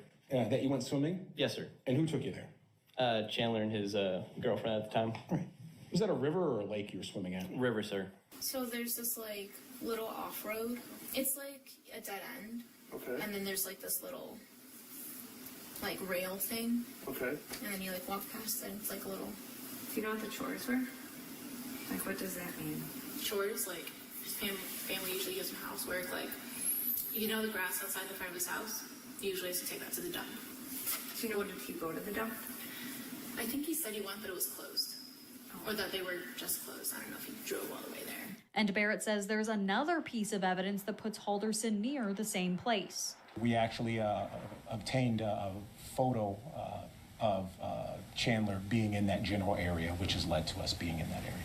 See, I was asking about that. I'm like, did you go to the spot? Mm-hmm. And he said no. He was like driving to get CBD. But like, when I was looking at it, it looked like this, like where the dead end is. I just don't know road names. Sure. He usually just directs me to get there. I know around what time I was home. Took a picture. So on your Snapchat, do you manually enter your location, or is it just through your... Whenever you open Snapchat, it has your location. Okay. Yeah, unless you turn it off. Okay. And so on Saturday, I was with my dog at 8:53 a.m. When the Wisconsin River was mentioned, we were mulling over it, and I recalled like taking a screenshot of him near the Wisconsin River because we share Snapchat locations with each other. And he like wasn't responding to me. He always snaps me. And so I just have it putting him there at July 3rd at like in the morning. Okay. Because I was at home. It's from Snapchat. I don't know if you use that, but that's him by the Wisconsin River off of Gulf Road. Okay. And that's 8:58 in the morning. Sure. And then my phone always tells me what day it is. So it's July 3rd, 8:58 a.m. And was there a city across the street or across the river from there? Yes, sir, and there was a bridge on the right. Where we were, there's like 2 island type thingies. Okay. Neighbors tell 27 News this is the property where the sheriff's office was searching yesterday. They say more than 20 law enforcement vehicles were in this area, and deputies walked back on this trail to search the property. The police took that. They identified immediately where that location was, just based on looking at it. That's a bridge. Couldn't be hard. At this point, the police thought, this is just a strange location. Why would Chandler be out there? He'd been out there before. And they started talking to people, including girlfriends of his in the past, friends of his. And they say, yeah, Chandler really liked this location out on the Wisconsin River.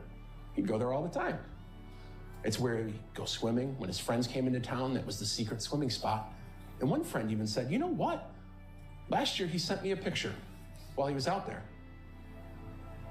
Kind of shirtless, hanging from a tree with a machete. I don't know.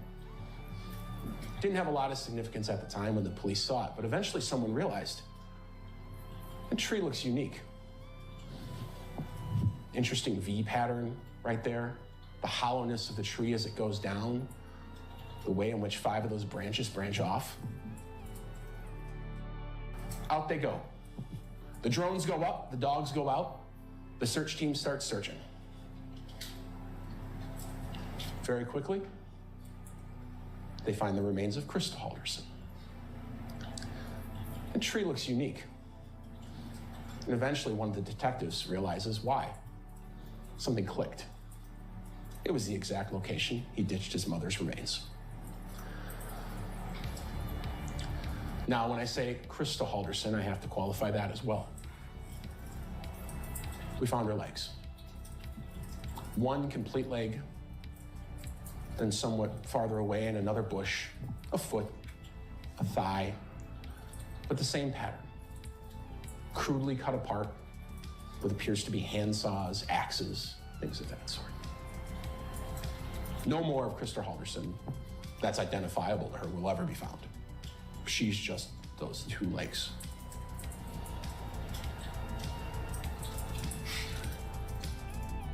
July 1st, 2021.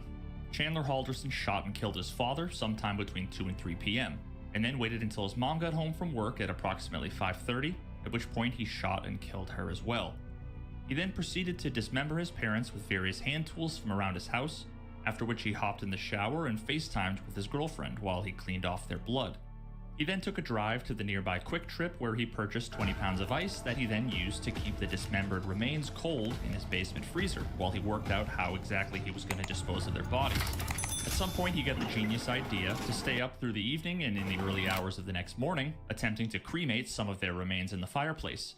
At some point, he likely burned his hand during this process, and later, while attempting to quench the flames with a bucket of water, he caused a steam explosion which shattered the fireplace glass. The next morning, he drove over to Fleet Farm to purchase a silver tarp. He then spent the afternoon cleaning up the broken glass and blood from around the fireplace, cutting his toe in the process. Later that evening, Kat would arrive with some cleaning supplies and dinner ingredients, at which point Chandler made them dinner on the grill, using this as an opportunity to explain the origin of his burn on his hand and blaming the glass breakage on his dog. Kat would stay the night, sleeping with him on his couch bed, only feet away from his parents' ashes still warm in the fireplace, and the remainder of their body parts cold down in the freezer. The next morning, Kat would leave so he could do some chores, which meant driving first past Lake Mendota, where he very well could have stopped to dump some of the remains in the water, and then over to his favorite swimming spot along the Wisconsin River to scatter some of his mother's remains. At the same time, Kat was at home and sent Chandler a Snapchat of her with her dog, a Snapchat that Chandler would make the mistake of opening, revealing his location to Kat and ultimately detectives. Later, he sent a text message to his mom's phone, and that evening, just after 10 p.m., he was gone for around 90 minutes, driving all the way up to the Wisconsin River in the Portage, Wisconsin area where he likely dumped more of their remains. The next day was the 4th of July. He took his mother's cell phone and sent himself a text message pretending to be Krista, reporting that she made it safely to the cabin, before stashing both phones and driver's licenses in some tinfoil stuffed in a shoe in his garage. Later, he met up with Kat and headed over to Cress's farm for a 4th of July meal, during which he would go out on a walk with Kat and at one point going out beyond the barn by himself near the woods, staking out a potential dump spot, and would later ask Cress if he could come back whenever he wanted to use the pool for physical therapy for his fake injury. The next day, Kat went off to work and Chandler was at home sending text message updates about a fake doctor's appointment while he was likely doing more cleanup around the house. And later on, he took another trip to Cress's farm, this time by himself, at which point she was surprised to see him and thought he was acting very bizarre. They spoke about the fake bad news about his fake doctor's appointment and his fake job, at which point she gave him permission to use the pool. Later on, wanting to swim themselves, Cress and Dulce went up to the pool and saw Chandler's car parked past the barn next to some scrap piles in the wood line. He was nowhere to be found. That was because he had driven over to the farm with a trash barrel in the trunk, a trash barrel that had a silver poly tarp wrapped around his father's torso, tied up with a rope from his garage and tape from his basement, proceeding to dump all of that in the woods. In the pool at this point, Cress and Dulce later saw Chandler coming out of the woods, shirtless and disheveled, and to the discomfort of Dulce, Chandler got in the pool and proceeded to wash off whatever dirt, grass, and grime he was covered in from hiding his father's corpse, before abruptly getting out of the pool and leaving, perhaps dropping off the Target bag full of bloody rags and her trash on the way out. The next day was primarily a cleanup day, where he spent most of his time, in vain, trying to use various cleaning supplies and chemicals to hide the evidence of the murders and dismemberment. And then finally, on the 7th of July, he took one more trip over to Cress's farm, where he likely dumped the rifle in the barn and the tools in the oil drum near where he dumped his father. Satisfied that he'd successfully ditched all of his parents' remains throughout the state of Wisconsin, and sufficiently cleaned up his house of all of the evidence, he headed over to the sheriff's office to officially report his parents missing. The 24 hours that would follow would be the last 24 hours of freedom that Chandler Halderson would ever experience. And as far as we can tell, he spent a good majority of that sitting on his ass playing Escape from Tarkov, the thing he probably wanted to do all along. Now, one quick thing before we get to a few more important loose ends that need to be tied up, most importantly, the result of Chandler Halderson's trial. A lot of YouTubers get sponsors for every video, and that's awesome. But as you've seen, I don't often have sponsors, for a number of reasons. Primarily because I genuinely don't feel great making a quick buck promoting some random product or service that I'm not passionate about myself, that I haven't personally used and can vouch for, so I tend not to go for many sponsor opportunities. What I want is to be able to tell fascinating stories. I want to educate myself and others about anything and everything that I find interesting. I want to turn whatever it is that I'm excited and passionate about, no matter what it is, into content that you didn't even know would interest you or that you would enjoy. I would also love to be able to do so while earning an income that's less reliant on algorithms and more consistent than YouTube's ad revenue. So if you enjoy what I do and want to see more of it, please do all the YouTube things like and subscribe, and also please consider supporting me on Patreon if you're able. Every little bit truly does make a difference. Alright, so the first of the remaining topics to cover before we wrap this up is about Kat. Because the internet is the internet and everyone considers themselves a true crime, body language analysis, human lie detecting psychologist, I see quite a lot of hate and suspicion for Kat. Some folks seem to believe that she was in on it, somehow directly involved, or even that she knew much more than she let on, was lying to the police about this or that, and I have to say, after diving into literally every available piece of evidence tied to this case, I personally believe that to be completely and entirely unfounded. Kat's account of the first week of July was incredibly detailed, accurately outlining so much of the timeline of events that was later corroborated by cell tower location analysis and security camera footage. She was reasonably frustrated and apprehensive, as anyone would be, with giving over her cell phone for a full extraction of data and her car keys for her car to be taken into police custody and thoroughly searched. But she did so willingly, knowing that it could only help find the Haldersons. She seemed genuinely surprised to hear that Chandler wasn't telling them the truth after she found out that he was taken into custody for lying, and you can tell that that was when the true gravity of the situation began to sink in. She even came back a week later on her own volition to provide more information to the police that she believed would be helpful to the investigation. Too many folks are quick to be judgmental of things she did or things she said without any real understanding of her life, her relationship with Chandler and his parents, all of the circumstances of her situation, or what her state of mind would have been at the time. And they often forget how much information we have the benefit of knowing now versus what they knew and thought at the time. I don't really need to get any more in-depth than that, other than to close this out by saying all indications are that she was an innocent bystander and sometimes an unknowing and unwilling accomplice to Chandler's crimes. But none of that is her fault. Please, people, have some empathy and show some grace. She was a victim of Chandler's lies and actions, and I can only imagine how difficult this entire thing must have been for her and likely still is. The same kind of questions can be asked about Andrew Smith, and once again I need to emphasize that there's absolutely no evidence to suggest that he had anything to do with what happened to the Haldersons. He was just another unknowing and unwilling accomplice. You're perfectly entitled to question his judgment when it came to gifting Chandler a rifle, but just remember that we all have the benefit of knowing how this all turned out, something that nobody would have ever expected if they were in his shoes. I really wanted to get more of his perspective on his experience playing Tarkov with Chandler and managed to get his Discord contact information from a mutual acquaintance. He's actually done a few interviews over the years and seemed to be open about what happened, but when I reached out to him for a potential interview, he very abruptly declined, requesting that I, quote, stop contacting him. Now, seeing as how this was the first time I reached out to him, I have to assume that this was either some kind of misunderstanding or he's just uninterested in any more interviews in general and just wants to move on with his life, which I can understand and respect, so I obviously didn't push that any further.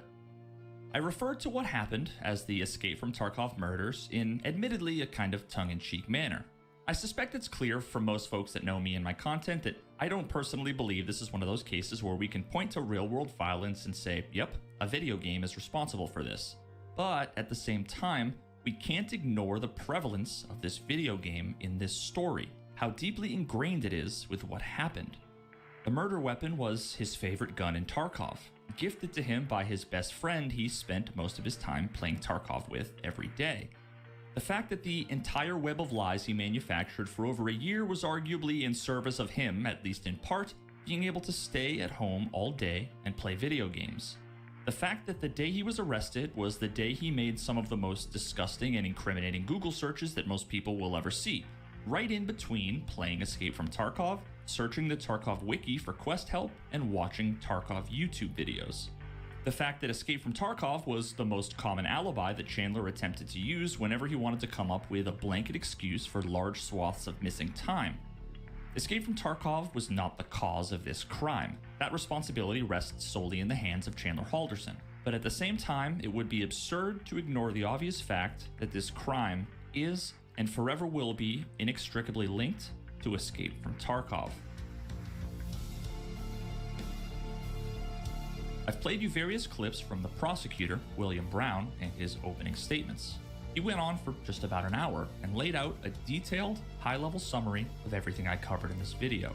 Chandler's so-called web of lies, the cracks that formed in that web as it simply got too complex to maintain, and the acts that would follow as a result. At times it was sad, at times it was horrifying, and at times it was beautiful. In its entirety, a masterclass on prosecutorial opening statements. So that's the story. That's why you're here for a couple weeks.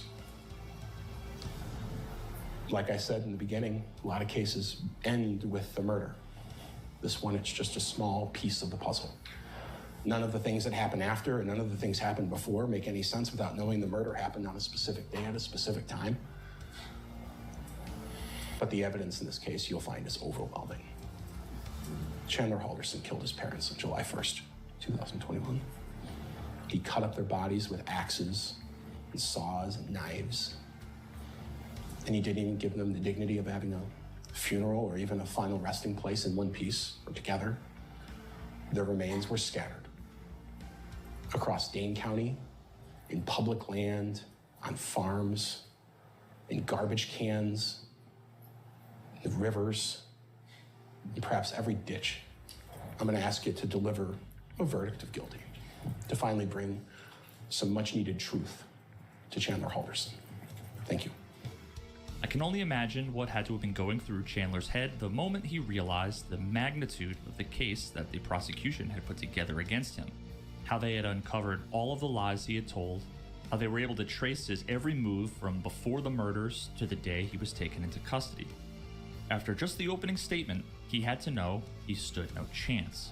He pled not guilty and exercised his Fifth Amendment right to avoid self-incrimination, as he is perfectly entitled to do. He didn't speak once during the trial.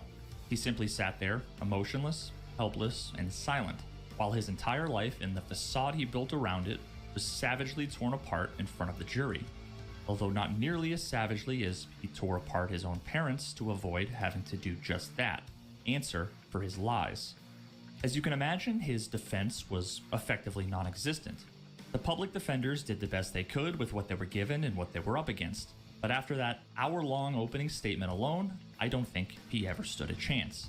Chandler Halderson was found guilty on all counts, and just before his sentencing to determine if his mandatory life sentencing would come with the possibility of parole, Chandler spoke for the first time in the courtroom.